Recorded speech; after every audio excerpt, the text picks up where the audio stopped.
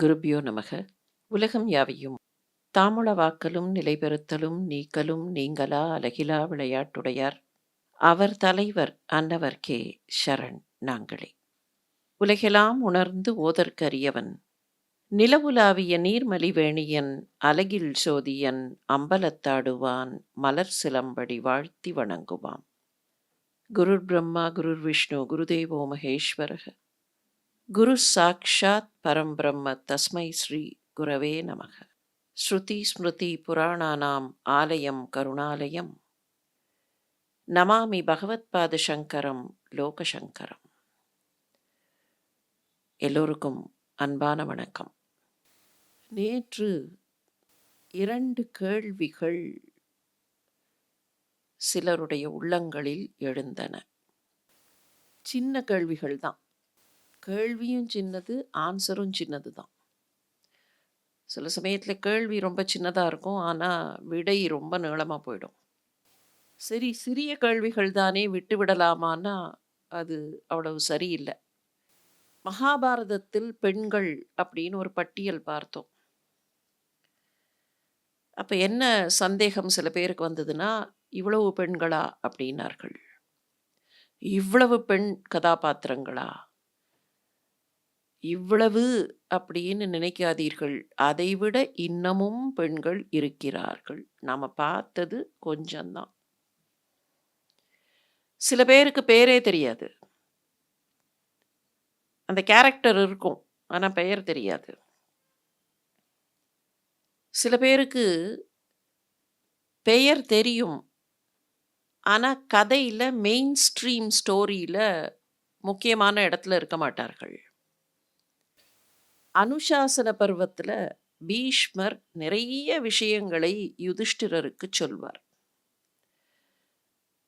யுதிஷ்டிரரும் நிறைய கேள்விகளை கேட்பார், பலவிதமான சந்தேகங்களை எழுப்புவார். அது ஒன்னொன்னுத்துக்கும் எக்ஸாம்பிள் சொல்லும்போது நிறைய கதைகள் வரும். அந்த கதைகள்ல நிறைய கதாபாத்திரங்கள் வருவார்கள். சொல்லப்போனால் தர்ம நெறிகளையும் வாழ்க்கை நெறிமுறைகளையும் நிறைய சொல்லக்கூடியவர்களாக அவர்கள் இருப்பார்கள். இதில் என்ன சிக்கல்னா, மகாபாரதம் மெயின் ஸ்டோரின்னு எடுத்து இவர்களெல்லாம் விட்டுடும்போது என்ன காரணத்திற்காக இந்த கதைகளெல்லாம் கூறப்பட்டனவோ அந்த காரணங்கள் மறந்து போய்விடும். மகாபாரதத்திலேயே எது ரொம்ப முக்கியமான பகுதி அப்படின்னு கேட்டால் சண்டை வரைக்கும் இல்லை. சண்டை முடிஞ்சு அம்பு படுக்கையில் இருக்காரே, எப்படி வாழணுங்கிற வழியெல்லாம் அவர் தான் சொல்கிறார். ஆனால் நம்ம வசதியாக என்ன பண்ணுவோம், சண்டை முடிஞ்ச உடனேயே அதுக்கப்புறம் தர்மராஜாவுக்கு பட்டாபிஷேகம் நடந்தது அப்படின்னு சொல்லி மொத்த பாரதத்தில் செம்பாதி அங்கத்தான் இருக்கு. அஷ்டாவக்ரர்னு ஒருத்தர், இவர் நிறைய இடத்துல வருவார், இங்கேயும் வருவார். அந்த அஷ்டாவக்ரர் வதன்யர் அப்படிங்கிற ஒரு ரிஷியினுடைய மகளை மணந்து கொள்ள விழைகிறார். அவளும் சம்மதம் சொல்ல போகிறாள். சுப்ரபான்னு பேர் அவளுக்கு. ஆனா அவ என்ன சொல்லுவா, நீ நான் சொல்கிற இடத்திற்கு போ. அங்கே போனால் அங்கே ஒருவர் இருக்கிறார். அவரை பார்த்து அவர் சொல்வதை கேட்டுவிட்டு அதற்கு பின்னர் வா, திருமணத்தை பற்றி பேசலாம் வா. அந்த பெண் சொன்னதை கேட்டு அவளை கல்யாணம் பண்ணிக்கணுங்கிறதுக்காக அவள் சொன்னதை கேட்கணும்னு போவார், புறப்பட்டு போவார். அங்க ஒரு பெண்ணைத்தான் சந்திப்பார். அந்த பெண் வாழ்க்கைனா என்னங்கிறத அவருக்கு உபதேசமாக சொல்வாள். அவளுக்கு உத்தர திசானே பேரு, வடக்கு திசைன்னு அர்த்தம். அவ பேரே உத்தர திசா. இந்த உத்தர திசாவை பத்தி மெயின் ஸ்டோரியில கிடையாது, மெயின் ஸ்ட்ரீம் ஸ்டோரியில அவ வரப்போறது இல்லை. அதனால அவளை பத்தி நினைப்பது மிக மிக அரிதாக போய்விடும். பீஷ்மர் ஜனக மன்னரை பற்றி ஒரு செய்தியை சொல்வார். ஜனகர் மிகப்பெரிய ராஜரிஷி, மிகப்பெரிய விவேகி. ஆனாலும் கூட தனக்கெல்லாம் தெரியுங்கிற எண்ணம் அவருக்கு ஒரு நாள் தலை தூக்கியது. அப்போ அவர்கிட்ட வாதத்திற்கு வந்தாள் சுலபை என்கிற பெண். அந்த சுலபையோடு வாதம் செய்யும்போது அவருடைய ஆணவம் அடங்கியதுன்னு அதற்கு ஒரு கதை சொல்லுவார்.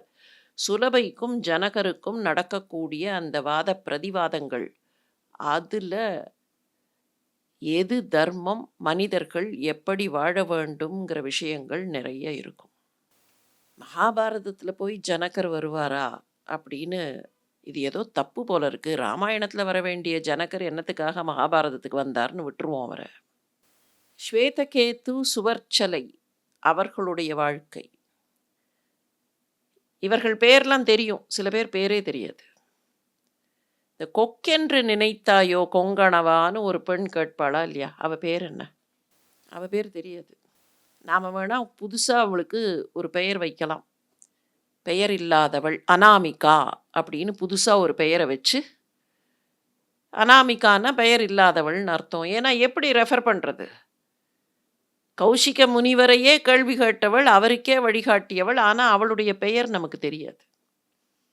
அவ பெயர் சொல்லப்படவே இல்லை. இப்படி பெயர் சொல்லப்பட்டவர்கள், பெயர் சொல்லப்படாதவர்கள் என்று ஏராளமானவர்கள், இன்னும் நிறைய பெண்கள் உண்டு. அவ்வப்போது அவர்களை சந்திப்போம். அவர்கள் அங்கேதான் இருக்கிறார்கள். நாம போற பாதையில கொஞ்சம் வளைந்து நெளிந்து அவர்களை போய் சந்தித்து விட்டு போக வேண்டும். அதே மாதிரி இன்னொரு கேள்வி, 2வது கேள்வி என்னன்னா, இது என்ன இது? ராமாயணம் வேற, பாரதம் வேற. இதுக்கும் அதுக்கும் நடுவுல சில சமயங்கள்ல கிராஸ் ரெஃபரன்ஸ்லாம் வரதே. இது சரியா? அப்படின்னார்கள்.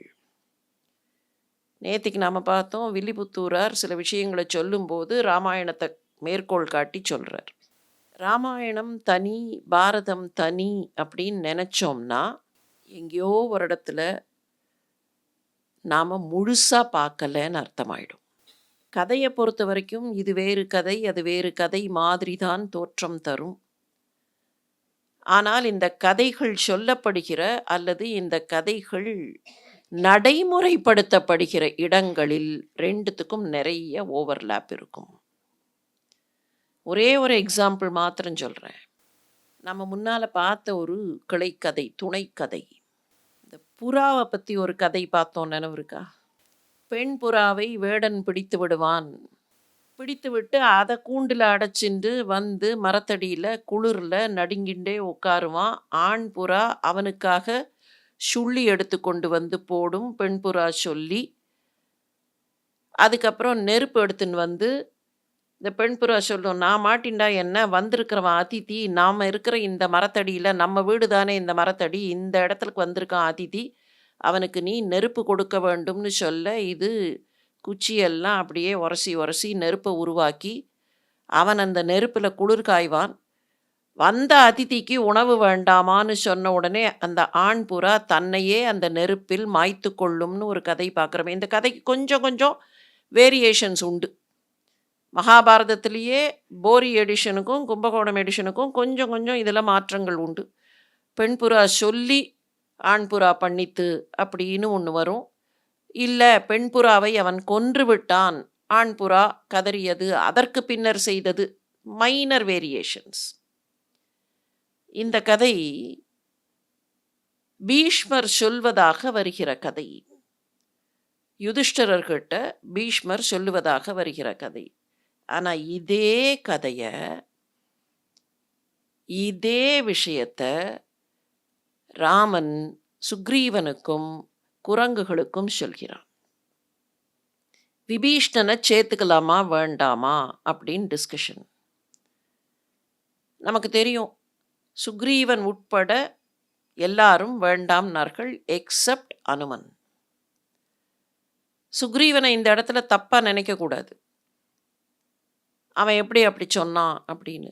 ராமனுக்கு ஏதாவது ஆபத்து வந்து விடுமோங்கிற ஒரு அச்சத்துல தான் அவன் சொல்கிறான். இப்போ அவர்கள்ட்ட திருப்பி சொல்லும்போது ராமன் சொல்றது இதுதான், நான் எந்த வம்சத்துல வந்தேன் தெரியுமா? புறாவுக்காக தன்னுடைய தசையவே கொடுத்த ஒரு சக்கரவர்த்தியினுடைய வம்சம், சிபி சக்கரவர்த்தியின் வம்சம். அதெல்லாம் இருக்கட்டும், ஒரு வேடனுக்காக தன்னையே நெருப்புல மாய்த்து கொண்ட ஒரு புறா இருந்ததே, அந்த புறாவுக்கே அவங்கிட்ட அந்த புறா கிட்ட வந்து எனக்கு இங்க குளிருது அப்படின்னு நின்னான். அவன் வார்த்தையால சொல்லல. அவனுடைய செயலை பார்த்துவிட்டு அவனுக்கு அடைக்கலம் கொடுத்த புறாவுக்கே அப்படி ஒரு குணம் இருக்கும்னா, மனுஷனா பிறந்த எனக்கு அடைக்கலம்னு வந்திருக்கிறவனுக்கு உதவறதுக்கு எவ்வளவு தூரத்திற்கு செயல் இருக்க வேண்டும். அதே கதை தான். அங்க பீஷ்மர் சொல்றார், இங்க ராமன் சொல்றான். அச்சு மாறாமல் அதே கதை. அப்போ 2 காப்பியங்களுக்கும், இதிகாசங்களுக்கும் இடையில் நிறைய உறவுகள் உண்டு. இது தனி, இது தனி அப்படின்னு ஒரு கோடு கட்டி, இல்லைனாக்கா ஒரு செவத்த கட்டி, இந்த கம்பார்ட்மெண்ட்ல இது, இந்த கம்பார்ட்மெண்ட்ல இதுன்னு போட முடியாது. 2ம் சேர்ந்து நமக்கு வாழ்க்கை நெறியை சொல்கின்றன. அந்த வாழ்க்கை நெறி எப்படி இருக்க வேண்டும்? ஹிடிம்பி புறப்பட்டு போனா, கடோத்கஜனும் புறப்பட்டு போனான். காட்டுப்பகுதியில் மறுபடியும் எங்க போறதுன்னு தெரியாம இங்க சுத்தி, அங்க சுத்தி. ஏன்னா எந்த இடத்துக்கு போறது? துரியோதனனுக்கு தெரியக்கூடாது. அதனால நகரங்களுக்கெல்லாம் போனா எப்படியாவது நியூஸ் போயிடும். என்ன ஃபியூச்சர்னும் சரியா புரியல. எவ்வளவு நாளைக்கு இப்படி சுத்த போறோங்கிறதும் தெரியல. அதனால காட்டுப்பகுதியில் எங்க இடம் கிடைக்கிறதோ அங்கன்னு சொல்லி கொஞ்சம் கொஞ்சமா, கொஞ்சம் கொஞ்சமா நடந்தார்கள், போனார்கள். அப்படி போகும்போது காட்டு வாழ்க்கை பெரிய மூட்டை முடிச்செல்லாம் எடுத்துன்னு போக முடியாது. ஏதோ 1, 2 கையில இருக்கிறத எடுத்துன்னு போகலாம். அவ்வளவுதான். சில நேரங்கள்ல காட்டுல பழம் கிடைக்கலாம். சில நேரங்கள்ல கிடைக்காமல் போகலாம். தண்ணீர் கிடைக்கலாம். மழை பெய்யும்போது என்ன செய்வது? இந்த மாதிரியான சூழல்ல போகும்போது பாண்டவ சகோதரர்கள் என்ன செய்தார்கள்? கொஞ்ச தூரம் நடக்கலாம். ரொம்ப நடக்க முடியாது. அம்மாவையும் அழைச்சுன்னு நடக்கணும். 5 பேருக்கும் ஒரே மாதிரியாக எனர்ஜி இருக்கும்னு சொல்ல முடியாது. அந்த மாதிரி சந்தர்ப்பங்கள்ல அவர்கள் என்ன செய்தார்கள்? மரத்தடியில உட்கார்ந்திருந்தார்கள். என்ன ஏதோ அங்கேயும் இங்கேயும் காட்டுல திரிந்தார்கள், அவ்வளவுதானே. என்ன பண்ணியிருப்பார்கள்? மரத்தடியில உட்கார்ந்திருந்திருப்பார்கள், தூங்கி இருந்திருப்பார்கள். சின்ன சின்ன மிருகங்களை வேட்டையாடி இருந்திருப்பார்கள். அப்படித்தானே நினைக்கிறோம். அவர்கள் என்ன பண்ணினார்கள்? பிராமம் வேதமதீயானா வேதாங்கானி சர்வசக நீதி சாஸ்திரம் ச சர்வஜ்ஞா தத்ருஷுஸ்தே பிதாமகம். பிரம்மத்தை பற்றியும், வேதம் வேதத்தையும், வேதாங்கானி வேத அங்கங்களாக இருக்கிற விஷயங்களையும், தொடர்புடைய வேதாந்தம், நீதி சாஸ்திரம் இவற்றையெல்லாம் அவர்கள் அப்போது விவாதித்து பயின்றார்கள், கற்றார்கள். ஃபியூச்சரே என்னன்னு தெரியல. இன்னைக்கு ஸ்டைலில் சொன்னால் the future is bleak. எங்கே போக போகிறோன்னு தெரியல, எங்கே தங்க போகிறோன்னு தெரியல. ஆனாலும் கற்பதை அவர்கள் விடவில்லை. வேதாத்தியனம் செய்தார்கள். எப்போது நேரம் கிடைக்கிறதோ யாராவது முனிவர்களை பார்த்தால் அவர்களிடத்திலிருந்து பயின்றார்கள். இப்படியெல்லாம் போகும்போது தான் பிதாமகம், அவர்களுடைய தாத்தாவாக இருக்கிற வியாசர் எதிர்பட்டார். அந்த வியாசர் சில விஷயங்களை சொன்னார். அப்பா, ரொம்ப துக்கத்திலெல்லாம் இருக்காதீர்கள். அவர்கள் துக்கத்தில் துவண்டு விடவில்லை. ஆனால் அவர் பங்குக்கு சொன்னார், இது உங்கள் கடமை. எது? இப்படி காட்டில் வாழுவதும் இங்கே நீங்கள் பயின்று கொள்வதும் உங்களுடைய கடமை. ந விஷாதோத்ர கர்த்தவ்யக சர்வமேதத் சுகாய. இதெல்லாம் உங்களுக்கு நன்மையை தரும். இதெல்லாம் பிற்காலத்தில் உங்களுக்கு சுகத்தை, மகிழ்ச்சியை தரும். இது உங்களுடைய கர்த்தவ்யம். இதையெல்லாம் செய்யுங்கள். கவலைப்படாதீர்கள். இது நடக்கும் என்று எனக்கு தெரியும். நீங்கள் இப்படி அரக்கு மாளிகை எரிந்த பின்னால் கானகப் பகுதிகளில் சுற்ற வேண்டி வரும் என்று எனக்கு தெரியும். சொல்லிட்டு இன்னொன்னு சொல்றார், எனக்கு நீங்களும் ஒன்று தான், கௌரவர்களும் ஒன்று தான். விருப்பு வெறுப்பற்றவர் தானே. அவருக்கு இவர்கள் மேலே என்ன எக்ஸ்ட்ரா பாசம், கூடுதல் பாசம்? இன்னைக்கு பார்க்குற மாதிரியான கண்ணோக்கத்துல பார்த்தா, ஓஹோ! முதல்லயே தெரியும். நீ அந்த காட்டுக்கு வா. நான் அங்க வந்து உனக்கு ஹெல்ப் பண்றேன்னு இவர்கள் இவர்களுக்குள்ள திட்டம் போட்டுக் கொண்டார்களான்னு நினைக்க தோணும். சமாஸ்தே சைவ மே சர்வே யூயம் ந சம்சயக. சந்தேகமில்ல. எனக்கு 2 பேரும் சமம் தான். சமாஸ்தே சைவ மே சர்வே. எல்லாரும் எனக்கு சமம் தான். நீங்களும் ஒண்ணு தான், அவர்களும் ஒண்ணு தான். ஆனா, மனித குலத்துல ஒரு விஷயம் இருக்கு. தீனதோ பாலதஸ்ச சைவ ஸ்நேகம் குர்வந்தி மானவாகா. மனிதர்கள், மாணவர்கள், மனிதர்கள் 2 பேர்கிட்ட கொஞ்சம் கூடுதலா அன்பு காட்டுவார்கள். மனித இனத்துல 2 பேர்கிட்ட அந்த மாதிரி கூடுதலா அன்பு காட்டணும். யார்கிட்டனா, தீனதோ தீனர்களாக இருப்பவர்கள், துன்பத்தில் சிக்கிக் கொண்டவர்கள், ஏதாவது வகையில் துயரத்தில் மாட்டிக்கொண்டவர்கள், பாலத பிள்ளைகளாக, குழந்தைகளாக இருப்பவர்கள். எனக்கும் உங்க மேல ஏன் கொஞ்சம் கூடுதலா அன்பு வருகிறதுன்னா, தஸ்மாத் அபி அதிகோ ஸ்நேக. எனக்கு உங்ககிட்ட கொஞ்சம் கூடுதலா அன்பு வரத்துக்கு காரணம், நீங்கள் சிக்கலில் மாட்டிக்கொண்டீர்கள். மற்றவர்களால் உங்களுக்கு சிக்கல் வந்தது. உங்களுடைய சகோதரர்களே உங்களுக்கு துன்பம் கொடுத்ததுனால எனக்கு உங்க மேல கொஞ்சம், நம்ம சொல்றோமே, ஒரு சாஃப்ட் கார்னர் எனக்கு உங்க மேல. ஸ்நேகபூர்வம் சிகீர்ஷாமி ஹிதம். அந்த கூடுதல் அன்புனால உங்களுக்கு ஏதாவது நல்லது பண்ணணும்னு நினைக்கிறேன். அதனால சொல்றேன்.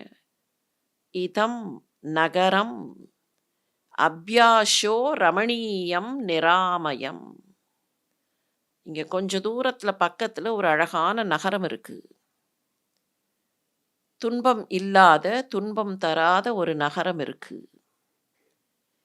அந்த நகரத்தில் போய் நீங்கள் வசியுங்கள். வசதேக பிரதிச்சன்னா மம ஆகமன காங்க்ஷிணக.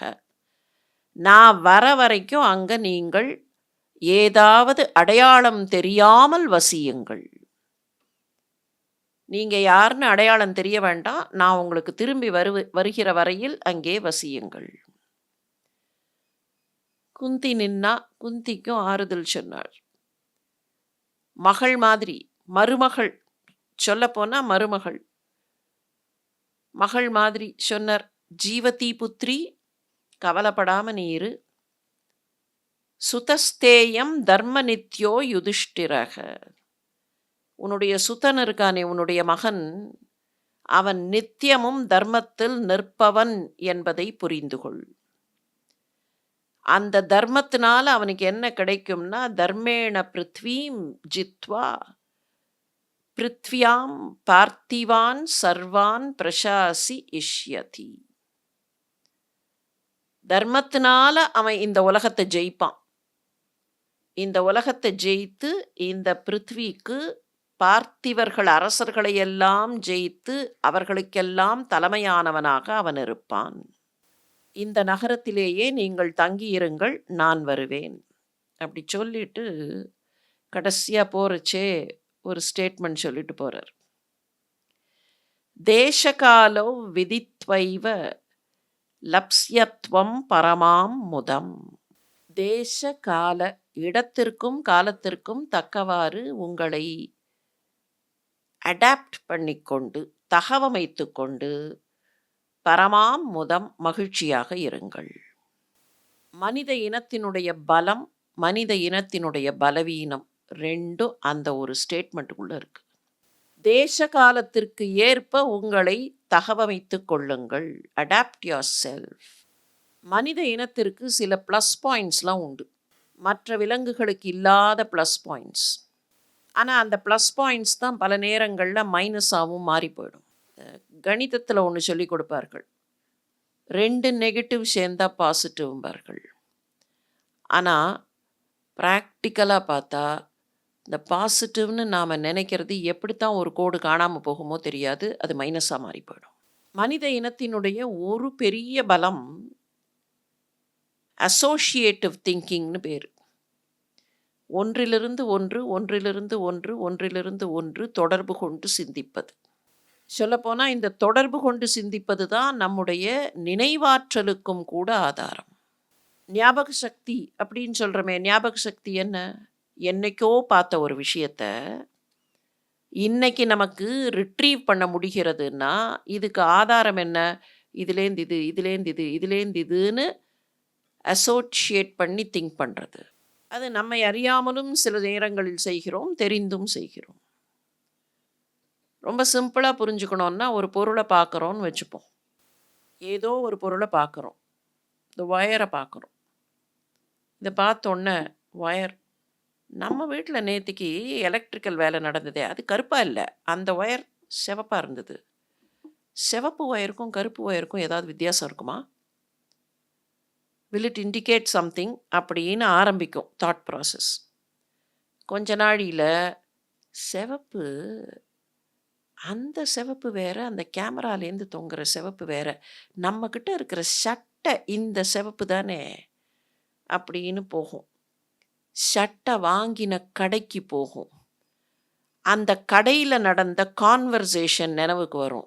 அந்த கடைக்காரர் நம்மள முகம் கொடுத்து கூட பார்க்கல. அதனால இனிமே நான் அந்த கடைக்கே போக மாட்டேன். அப்படின்னு அன்னைக்கு எடுத்த ஒரு ரெசல்யூஷன் இப்படி போயி, இந்த நினைப்பு எங்க போய் நிக்கும்? சின்ன வயசுல அப்பா வாங்கி குடுத்த சட்டையில போய் நிக்கும். இல்லைன்னா சட்டைக்காக சண்டை போட்டதுல போய் நிக்கும். எங்கேயோ போய் நிக்கும்.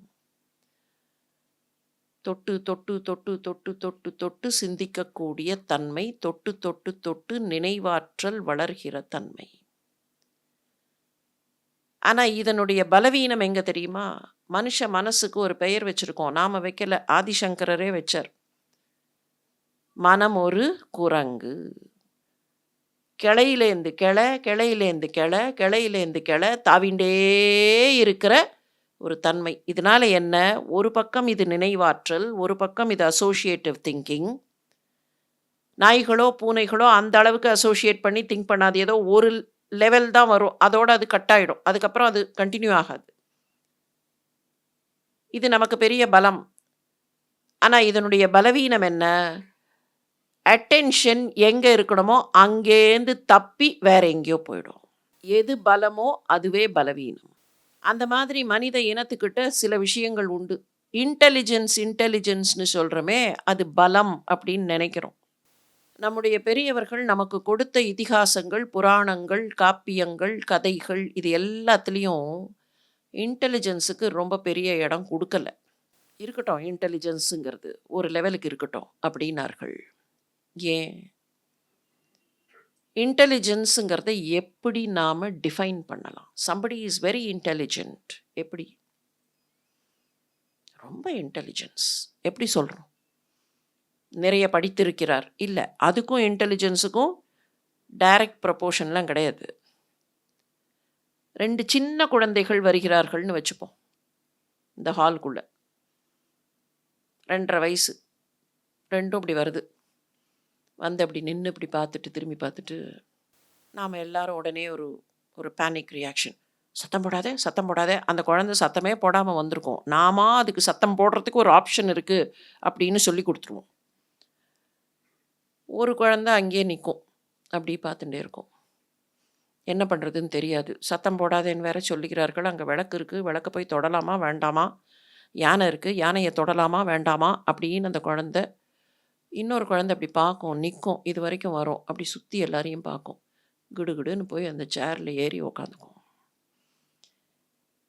நாம் எப்படி இவாலுவேட் பண்ணுவோம்? புத்திசாலி குழந்தை கரெக்டாக போய் சேரில் உக்காந்துருது. இங்கே என்ன சிச்சுவேஷன் இருக்குது? இங்கே இருப்பவர்களெல்லாம் நாற்காலியில் அமர்ந்திருக்கிறார்கள். அப்போ இந்த சிச்சுவேஷனுக்கு ஏற்ப என்னை நான் அடாப்ட் பண்ணிக்கொள்கிறேன் அப்படிங்கும்போது that is the element of intelligence. ஒரு சூழலுக்கு தன்னை தகவமைத்துக் கொள்வது, அந்த சூழலுக்கு ஏற்ப தன்னை மோல்ட் பண்ணி கொள்வது. இப்போ இது ஒரு பக்கத்துல பலம், இன்னொரு பக்கத்துல பலவீனம். ரொம்ப அடாப்ட் பண்ணினா வைராக்கியம், உறுதி எல்லாம் போயிடும். அப்போ எந்த அளவுக்கு அடாப்ட் பண்ணணும், எந்த அளவுக்கு விட்டு கொடுக்கணும், எந்த அளவுக்கு உறுதியா இருக்கணும் அப்படிங்கிறது தெரியறது இருக்கே, அந்த லெவல் தான் விவேகம். இன்டெலிஜென்ஸ் வித்தவுட் விவேகம் ராட்சசத்தனமாக மாறிவிடும். அதனால தான் இன்டெலிஜென்ஸுக்கு ரொம்ப முக்கியத்துவம் நம்முடைய முன்னோர்கள் கொடுக்கல. வியாசர் சொல்றார், தேசகாலோ விதித்வைவ லப்ஸ்யத்வம் பரமாம் முதம். தேச காலத்திற்கு ஏற்ப பார்த்து வாழ்ந்து கொள்ளுங்கள். உங்களுக்கு இருக்கிற சூழல் எப்படின்னு பார்த்து கொள்ளுங்கள். ஆனா அதே சமயத்துல எந்த லெவலுக்கு இருக்கணுமோ அதுவும் இன்டெலிஜென்ஸ் தான். எந்த லெவலோட நிறுத்திக்கணுமோ அந்த லெவல்ல நிறுத்தணும்னு நினைக்கிறதும் ஒரு வகையான இன்டெலிஜென்ஸ் தான். அப்பா பார்த்து நடந்து கொள்ளுங்கள்பா. அவர்கள் அந்த நகரத்திற்கு போகிறார்கள். அந்த நகரத்துக்கு என்ன பேரு? சாத்திரமறை தெரி முனிவர் தன்மையின் காத்திரம் மாறிய காவல் வேந்தரும் கோத்திரம் சூத்திரம் குடி உரைத்துளார் வேத்திரக்கீய மாநகரின் மேயினார். இது வில்லிபுத்தூரார் சொல்றது. காத்திரம் மாறிய காவல் வேந்தர் தங்களுடைய வடிவத்தை மாற்றிக்கொண்டார்கள். அவர் சொன்னது என்ன? இடத்துக்கு தகுந்த மாதிரி உங்களுடைய அடையாளம் வெளியில தெரியாத மாதிரி, ஆனால் இடத்திற்கு தகுந்த மாதிரி அங்க இருக்கிற சூழலுக்கும் அங்க இருக்கிற இடத்திற்கும் தகுந்த மாதிரி நீங்கள் உங்களை தகவமைத்துக் கொள்ளுங்கள். வேத்ரகீயம்னு அதுக்கு பெயர் சொன்னார் வில்லிபுத்தூரார். வைமுகோ இதுக்கு உரை எழுதும்போது வேத்ரகீயம் என்பதே அந்த நகரத்தின் பெயரான ஒரு கேள்வி கேட்டார். வியாசருடைய காவியத்தில் அந்த நகரத்தினுடைய பெயர் ஏகசக்கரம். ஏகசக்கர நகரத்தில் ஒரு பகுதி வேத்ரகீயம் அப்படிங்கிற விஷயம் வியாசர்லயே வருது. அதனால நாம இப்போ தாம்பரத்தில் போய் தங்குங்கள் அப்படின்னு சொன்னா, சென்னை மாநகரின் தாம்பரத்தில் போய் தங்குங்கள்னு சொன்னாலும் சரி, இல்லை தாம்பரத்தில் போய் தங்குங்கள்னாலும் இட்ஸ் அ பார்ட் அப்படிங்கிற மாதிரி தான் அதை எடுத்துக்க வேண்டியிருக்கு. 5 பேரும் அங்கே போனார்கள். அப்படி போனபோது அவர்கள் போன பகுதி என்னன்னு கேட்டா, நிறைய அந்தணர்கள் வாழ்ந்த பகுதி. வியாசர் அதுக்கு தான் அவர்கள மாதிரி இருங்கள்ங்கிறதுக்காகத்தான் நீங்கள் காலதேசத்திற்கு ஏற்ப உங்களை அடாப்ட் பண்ணி கொள்ளுங்கள். இவர்கள் காட்டு வாழ்க்கையில பயின்ற அந்த வேத அத்தியனமும் வேதத்தின் தொடர்பான விஷயங்களும் இப்போ அவர்களுக்கு உதவப் போகிறது. அந்தணர் ஐவரும் யாயும் அந்நகர் வந்துழி. 5 பேரும் அந்தணர்களைப் போல தங்களை வடிவமைத்து கொண்டார்கள். அந்த ஊருக்கு போனார்கள். அந்த ஊர்ல இருந்த அந்தணர்கள் இவர்களை வரவேற்றார்கள். எப்படி வந்து வரவேற்றார்களாம்? முந்துபு முந்துபு முகமன் கூறினார் செந்தழல் வேள்வி கூர் ஆதிதேயரே. ஆதித்யர்களை போன்றவர்கள். ஆதித்யர்கள்ங்கிறது தேவர்களுக்கான பெயர். அந்த தேவர்களை போன்றவர்கள். ஏன்னா இவர்களும் தழல் வேள்வி செய்யக்கூடியவர்கள். முன்னால வந்து வந்து ஒவ்வொருத்தரும் வந்து வாருங்கள் வாருங்கள்னு இவர்களை பார்த்த உடனே, இவர்கள்ட்ட இருந்த தேஜஸை பார்த்த உடனே வாருங்கள் வாருங்கள் என்று கூப்பிட்டார்கள், போனார்கள். அதுல ஒருத்தர் மண்மனை அணைய தன் மனையிலோர் முனி தன் மனை அம்மனை தம்பிமாரொடும் என் மனை வருகென எதிர்கொண்டு ஏகினான். எங்கள் வீட்டில் வந்து நீங்கள் தங்குங்கள் என்று அழைத்து கொண்டு போனார். அந்த வீட்டில் போய் தங்கினார்கள். அப்படி தங்கின போது இவர்களை அவர்களுக்கு அடையாளம் தெரியக்கூடிய சம்பவங்கள் எப்படி அவாய்ட் பண்ணுறது. அங்கே போய் தங்கினார்கள். அதுக்கப்புறம் அந்த வீட்டில் ஒரு நாளைக்கு பிரச்சனை வந்தது அப்படின்னு கதையில் அப்படி ஒரு ஹை ஜம்ப் லாங் ஜம்ப் அடித்து போயிடும். கதை கண்டினியூ ஆகிடும். இவர்கள அடையாளம் தெரியக்கூடாது. ஆனா, அதே சமயத்துல நீங்க என்னதான் வேஷம் போட்டுண்டு ஒரு இடத்துல இருந்தாலும், டே இன் அண்ட் டே அவுட் அவர்களுடைய நடை, உடை, பாவனைகளை எல்லாம் பார்க்கும்போது, எங்கேயாவது ஏதாவது ஒரு சின்ன விஷயம் தெரிஞ்சிருமா இல்லையா? எப்படி அத அவாய்ட் பண்ணினார்கள்? பிக்ஷை எடுத்து கொண்டு வந்தார்கள் அப்படின்னு சொல்லிடுவோம். என்ன பண்ணார்கள்? பகல் நேரத்துல அந்த வீட்ல இருக்கவே மாட்டார்கள். 5 அந்தணர்களும் அதிகாலை பொழுதிலேயே புறப்பட்டு போய்விடுவார்கள். நாங்க அனுஷ்டானம் பண்ணிட்டு அப்படியே போறோம். நகர பகுதியில சுத்தக்கூடாது. நகர பகுதியில சுத்தினா யாருக்காவது ஒருத்தருக்கு ஏதோ ஒரு சந்தேகம் வந்துரலாம். ஐடென்டிட்டி ரிவீல் ஆகக்கூடாது. அதனால என்ன பண்ணுவார்களாம், காட்டு பகுதியில வனாந்தரத்துல தான் சுற்றுவார்கள். துரியோதனனுக்கு எங்கேயாவது செய்தி போயிடக்கூடாது. தாங்கள் உயிரோட இருக்கிற நியூஸ் அவனுக்கு போயிடக்கூடாது. அதனால அதிகாலையிலேயே புறப்பட்டு ஏதோ வேலையா போயிருக்கிறார்கள். என்ன வேலை? அங்க இருக்கு வேலை, இங்க இருக்கு வேலை. வெளியில போயிடுவார்கள். நகர்ப்பகுதியிலேயே இருக்காம, தள்ளி எங்கேயாவது காட்டு பகுதிக்கு போயிட்டு, இருட்டினதுக்கப்புறம் வருது. அவர்கள் எந்த வீட்ல தங்கி இருக்கிறார்களோ, அந்த வீட்லயே 5 சகோதரர்கள்னு தெரியுமே தவிர, அவர்கள அடையாளம் தெரியாது. அவர்களோட கூட பழகல. ரொம்ப தங்களை எக்ஸ்போஸ் பண்ணிக்கல. அம்மா தான் அவர்களோட பேசுவா.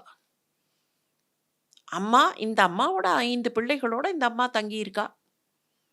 அவர்களும் அதுக்கு மேல அவர்களுக்கும் தெரியாது. இவர்களும் அங்க கலந்து பேசல. குந்தி மட்டும் தான் அவர்களோட தொடர்புல இருக்கா. பிக்ஷை எடுத்து கொண்டு வருவார்கள். பிக்ஷை எடுப்பதற்கு எங்க போனார்கள்னா, எங்கேயோ காட்டுப் பகுதியில போயிட்டு முனிவர்களுடைய ஆசிரமங்கள் ஏதாவது இருந்திருக்கும். அந்த மாதிரி வருவார்கள். அப்படி கொண்டு வந்து இரவு நேரத்துல குந்தி கிட்ட கொடுப்பார்கள். இது நமக்கு தெரியும். நிவேதயந்தி ஸ்ம ததா குந்த்யா பைக்ஷம் சதா நிஷி. நிஷி நேரத்துல மொத்தத்தையும் கொண்டு வந்து பிக்ஷை வாங்கினது. பைக்ஷம் சதா பிக்ஷையாக கிடைத்த எல்லாத்தையும் குந்தி கிட்ட கொண்டு வந்து கொடுப்பார்கள். தயா விபக்தியான் பாகான்ஸ்தே புஞ்சதே பிருதக் பிருதக். அவரவர்களுக்கு என்ன பங்கு அந்த தாய் கொடுத்தாளோ அந்த பங்கை அவரவர்கள் சாப்பிட்டார்கள். அவ எப்படி கொடுத்தா? அர்த்தம் தே புஞ்சதே வீராகா சகமாத்ரா. இந்த 5 பேர்லயும் ஒருத்தன் இருக்கானே, ஆக்ருதி பெரியவனாக, மகா பெரிய வீரனாக ஒருத்தன் இருக்கானே, அந்த பீமனுக்கு மொத்தத்துல ஹாஃப். மிச்சம் இருக்கிற மொத்தத்துல ஒரு பாகம் அவனுக்கு போயிடுத்து. அதனுடைய இன்னொரு சமபாகம் அர்த்தம். அர்த்தம் சர்வஸ்ய பைக்ஷஸ்ய பீமோ புங்க்தே மகாபலக. அவனுக்கு அர்த்தம் போச்சு. மிச்சம் இருக்கிறத சக மாத்ரா அம்மாவோட சேர்ந்து தாங்களுமாக அதை பங்கு போட்டு ஈக்குவல் ஷேர் எடுத்து சாப்பிட்டார்கள். இப்படி இருக்கும்போது ஒரு நாள் பீமன் மாத்திரம் வெளியில போகல. என்ன காரணத்தினால அவன் வெளியில போகலன்னு நமக்கு இன்னி வரைக்கும் தெரியாது. அவனே வந்து சொன்னா தான் தெரியும். ஏதோ ஒரு காரணத்தினால அவன் போகல. அவன் வீட்ல எங்கேயோ ஒரு இடத்துல ஓரத்துல உட்காந்துருக்கான். அம்மாவோட இருக்கான். சங்கத்யா பீமசேனேஸ்து தத்ராஸ்தே பிருதயா சக. பிருதையான குந்தியோடு பீமன் அமர்ந்திருக்கிறான். அந்த சமயத்துல பெருசா ஒரு சத்தம் குந்திக்கு கேட்கிறது.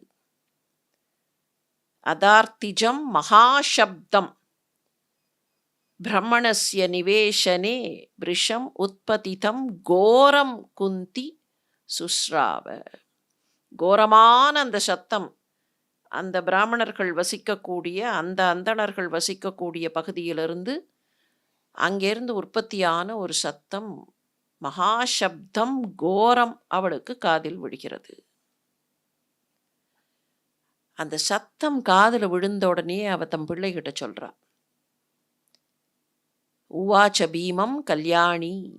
கல்யாணியான அவள், மங்களமான அவள் தன்னுடைய மகன்கிட்ட சொல்றா. கருணையோட சொன்னாளாம். கிருபான்விதம் இதம் வச்சக. மனசுல ஒரு கருணையோட சொல்றா. அப்பா, நாம இங்க சுகமா இருக்கோம். வசாம சுசுகம் புத்திர பிராமணஸ்ய நிவேசனே. இந்த அந்தணருடைய வீட்டில் நாம சுகமாக இருக்கோம்.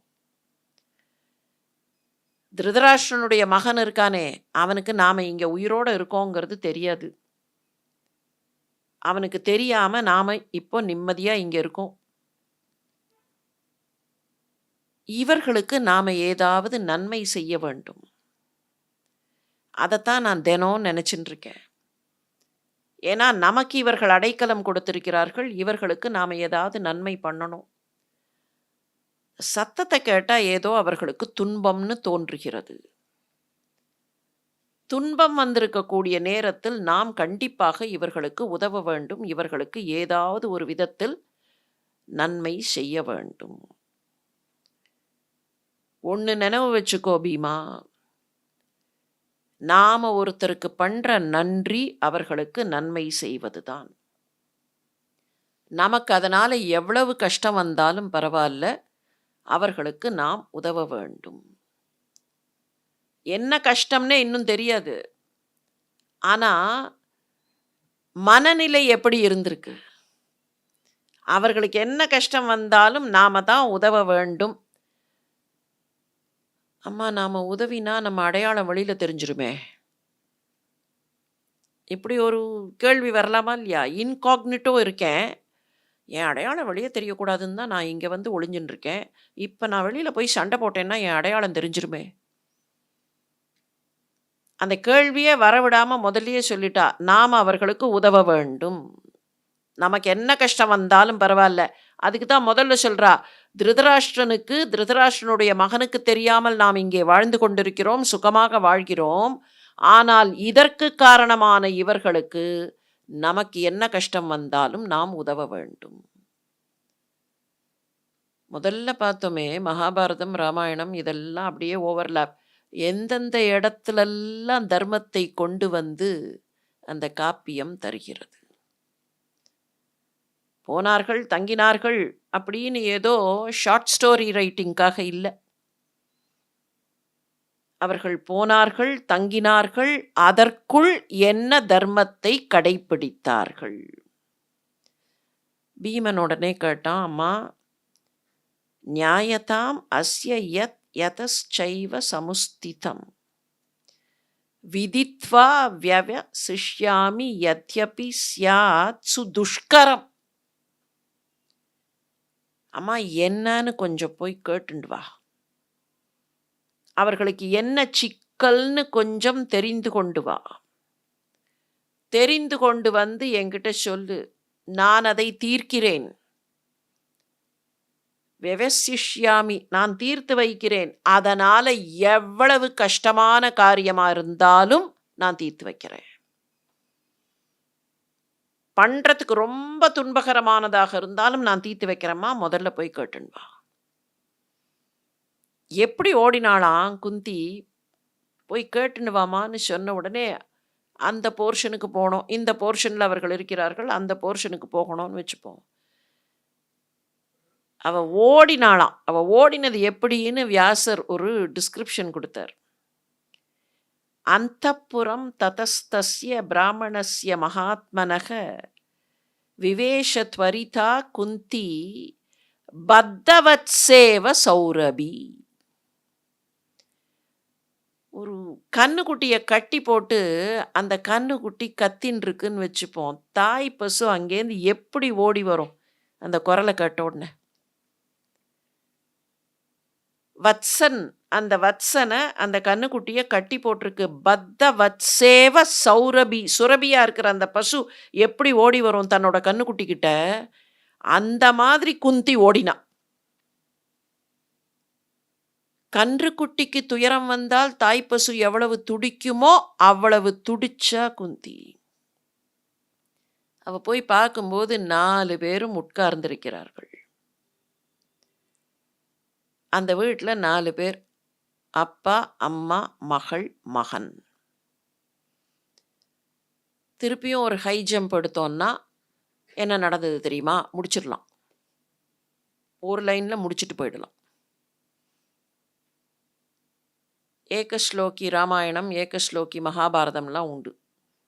ஒரே ஸ்லோகத்துல முடிச்சுடலாம். ஆனா, அந்த 4 பேருக்குள்ள நடந்த ஒரு கான்வர்சேஷன் இருக்கே, அந்த கான்வர்சேஷன மாத்திரம் முழுசா புரிஞ்சுன்ட்டோம்னா, வாழ்க்கையில சிக்கலே வராது. அந்த அப்பா முதல்ல அவர்தான் பேசுறார். "திகிதம் ஜீவிதம் லோகே கதசாரம் அனர்த்தகம்." இந்த லோக வாழ்க்கை இருக்கே, பூமியில வாழ்க்கை, கதசாரம் அனர்த்தகம். உள்ளுக்குள்ள ஒண்ணுமே சாரம் இல்ல. ஒரு மூங்கில் குழல் இருக்குன்னு வச்சுப்போம். அதுக்கு உள்ளுக்குள்ள ஒண்ணுமே சாரம் இல்லாத ஒரு வாழ்க்கை. அந்த மாதிரி ஒரு வாழ்க்கை நம்ம வாழ்க்கை. அனர்த்தகம். அனர்த்தமான வாழ்க்கை. லோகே ஜீவிதம். லோகத்துல வாழக்கூடிய வாழ்க்கை சாரமே இல்லாத வாழ்க்கை. இந்த வாழ்க்கையில என்ன இருக்கு தெரியுமா?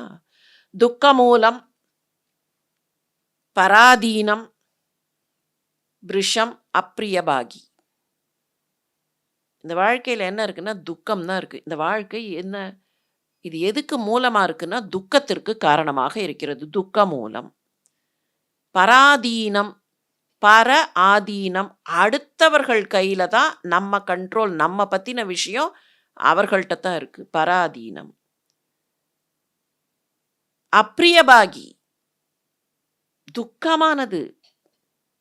அத பிரியமா இது நல்ல விஷயம் அப்படின்னு நினைக்க கூட முடியாது. அந்த மாதிரியான ஒரு விஷயம். வாழறதுன்னா என்ன தெரியுமா? ஜீவிதே பரமம் துக்கம்.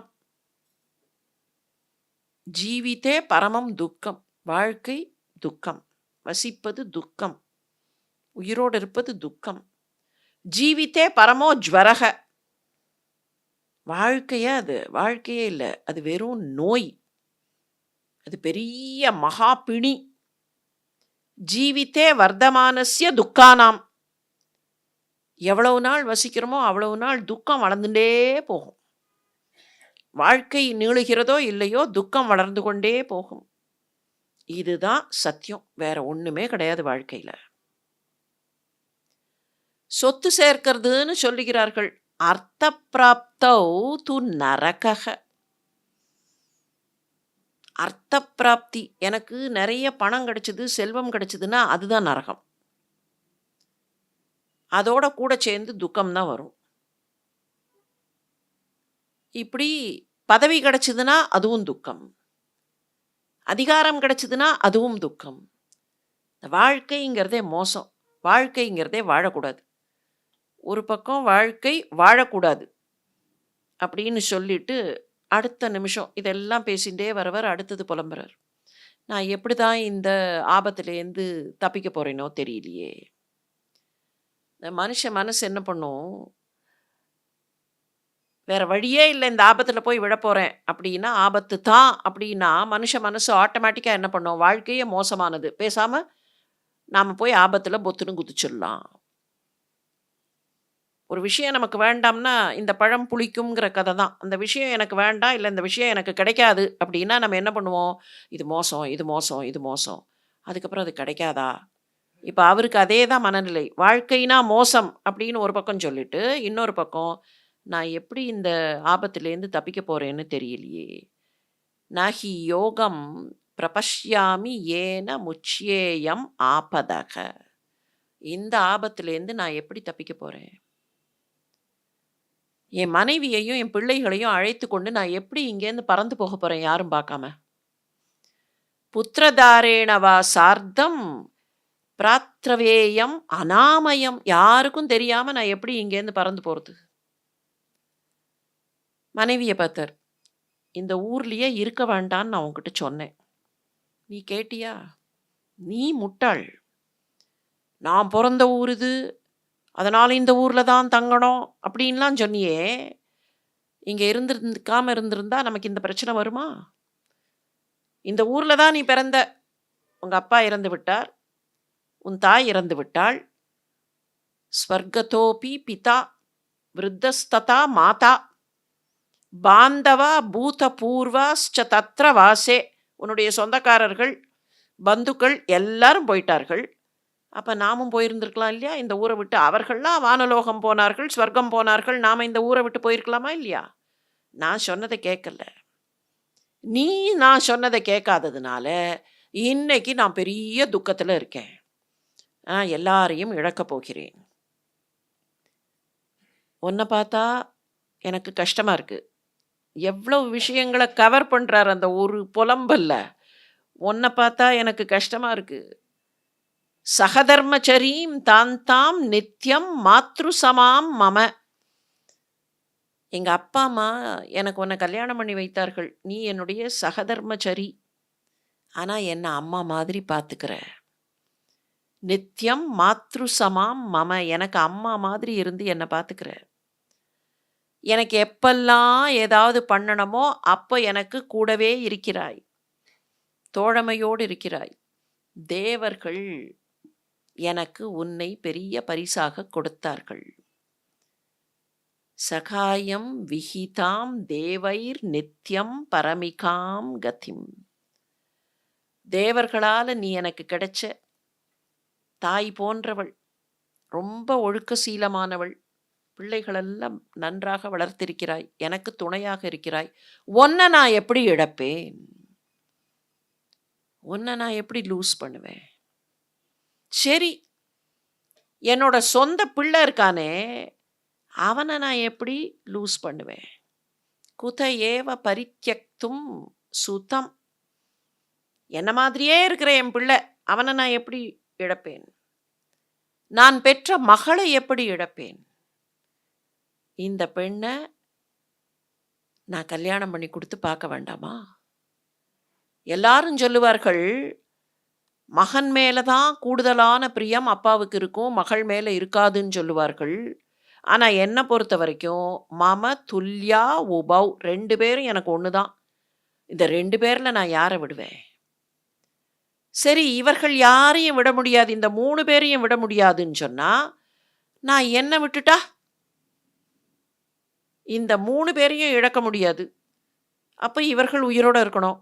நான் என்னை விட்டுட்டா ஆத்மத்யாகோ கிருதே. நான் இறந்து போனால் பரவாயில்ல, ஆனால் நான் இறந்து போனால் ஆத்மத்யாகோ கிருதே சே மே மரிஷ்யதி மயா வினா. நான் இல்லாமல் இவர்களெல்லாம் இறந்து போவார்கள்.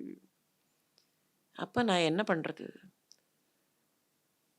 என்னை நம்பி வந்தவளையும் விட முடியாது, என்னோட பிள்ளையையும் விட முடியாது, என்னுடைய மகளையும் விட முடியாது. நான் சுமக்க வேண்டிய பொறுப்பெல்லாம் இவர்கள்ட்ட கொடுத்துட்டு நான் போயிடலாமா? நான் தியாகின்னு பட்டம் வாங்கிப்பேன். என்னை எல்லாரும் நான் தியாகின்னு சொல்லுவார்கள்.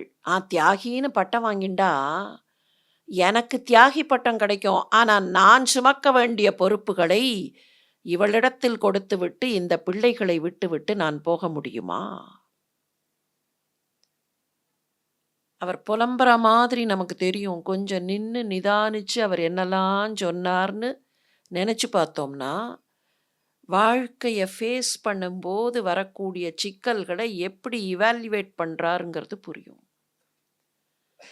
இப்போ மனைவி பேச ஆரம்பிச்சா, நீங்கள் என்ன ஒரு சராசரி ஆண்மகனான்னு கேட்டேன். You not an average individual. ஒன்றை நினைத்து பாருங்கள், எல்லாரும் ஒரு நாள் இறந்துதான் போக வேண்டும். கவலையை விட்டு விடுங்கள், நான் இறந்து போகிறேன். மகனையும் மகளையும் நீங்கள் பார்த்து கொள்ளுங்கள். நான் இல்லாவிட்டாலும் இந்த மகனும் மகளையும் உங்களால் வளர்க்க முடியும். சொல்லிட்டு சொல்றா, தச்ச தத்ர கிருதம் கர்ம தவாபீதம் சுகாவகம். எனக்கு என்ன கிடைக்கும் தெரியுமா? பவத்யம் லோகேஸ்மி யசஸ்கரம். நான் இறந்து போனேன்னா உலகத்தில் இருப்பவர்கள் என்னை பாராட்டுவார்கள். அது மாத்திரம் இல்லை, எனக்கு மேலுலகத்திலையும் நல்ல கதி கிடைக்கும். அதனால நான் இறந்து போகிறேன், நீங்கள் பத்திரமாக குழந்தைகளை பார்த்து கொள்ளுங்கள். ஒருவேளை நீங்கள் இறந்து போனால் இந்த குழந்தைகளை நான் தனியாக வளர்க்க முடியாது. ஆனா நீங்க தனியாக வளர்க்க முடியும். சமர்த்த போஷணே சுதையோ ரக்ஷணே ததா. உங்களால வளர்க்க முடியும். என்னால முடியாது. அதனால நான் இறந்து போகிறேன். ஒருவேளை நீங்கள் இறந்து போனால் உங்களுடைய மகன் நான் தனியா வளர்க்கும்போது என்னால வசதி கொடுக்க முடியலன்னா, அவன் எங்கேயாவது தப்பு தப்பா அறிவற்று திரிவான். இந்த செல்வ மகள் அவளுக்கும் என்னால் நல்ல வாழ்க்கை கொடுக்க முடியாது. நான் இருந்தேன்னா குழந்தைகளுக்கு பலனில்லை. என்னால் உங்களுக்கும் பலன் இல்லாமல் போகும். எனவே நான் இறந்து போகிறேன். அப்பாவும் அம்மாவும் பேசினத அந்த மகள் கேட்கிறாள். அவ பேச ஆரம்பிச்சா. நீங்கள் ஏன் கலங்குகிறீர்கள்? ஏதோ யாருமே உங்க 2 பேருக்கும் இல்லாத மாதிரி தவிக்கிறீர்கள். அப்பாவுக்கும் அம்மாவுக்கும் நான் இல்லையா? நான் இருக்கிறேன். அவ லாஜிக் பேசுறா. அப்பா, என்னைக்கோ ஒரு நாள் என்னை விட்டு கொடுக்கத்தானே போகிறீர்கள்? நிரந்தரமாக என்னை நீங்கள் வைத்துக் கொண்டிருப்பீர்களா? ஒரு நாள் என்னை நீங்கள் விட்டு கொடுத்து எங்கேயோ அனுப்பப் போகிறீர்கள். இன்னொரு வீட்டுக்குத்தானே அனுப்பப் போகிறீர்கள். இப்பவே என்னை விட்டு கொடுத்து விடுங்கள். இன்னொரு வீட்டுக்கு என்னை அனுப்பும்போது விட்டு கொடுக்கிறீர்களா இல்லையா? இப்போதே என்னை விட்டு கொடுத்து விடுங்கள். அப்பா, உங்களுக்கு ஒண்ணு தெரியுமா? குழந்தைன்னா என்ன பண்ணணும் தெரியுமா? ஒரு குடும்பத்தில் குழந்தை இருந்தால், அந்த குழந்தை அந்த குடும்பத்தையும், அந்த குடும்பத்தின் முன்னோர்களையும் பாதுகாக்க வேண்டும். அதுதானேப்பா பித்ருக்கடன். அந்த பித்ருக்கடன் செய்ய வேண்டும்னா, பித்ருக்கடனை செய்யக்கூடிய வகையில் என் அப்பாவின் உயிரை காப்பாற்றுவதற்கு நான் இறந்து போகிறேன். என் அப்பாவும், என் அம்மாவும், என் தம்பியும் பத்திரமாக இருக்கட்டும்.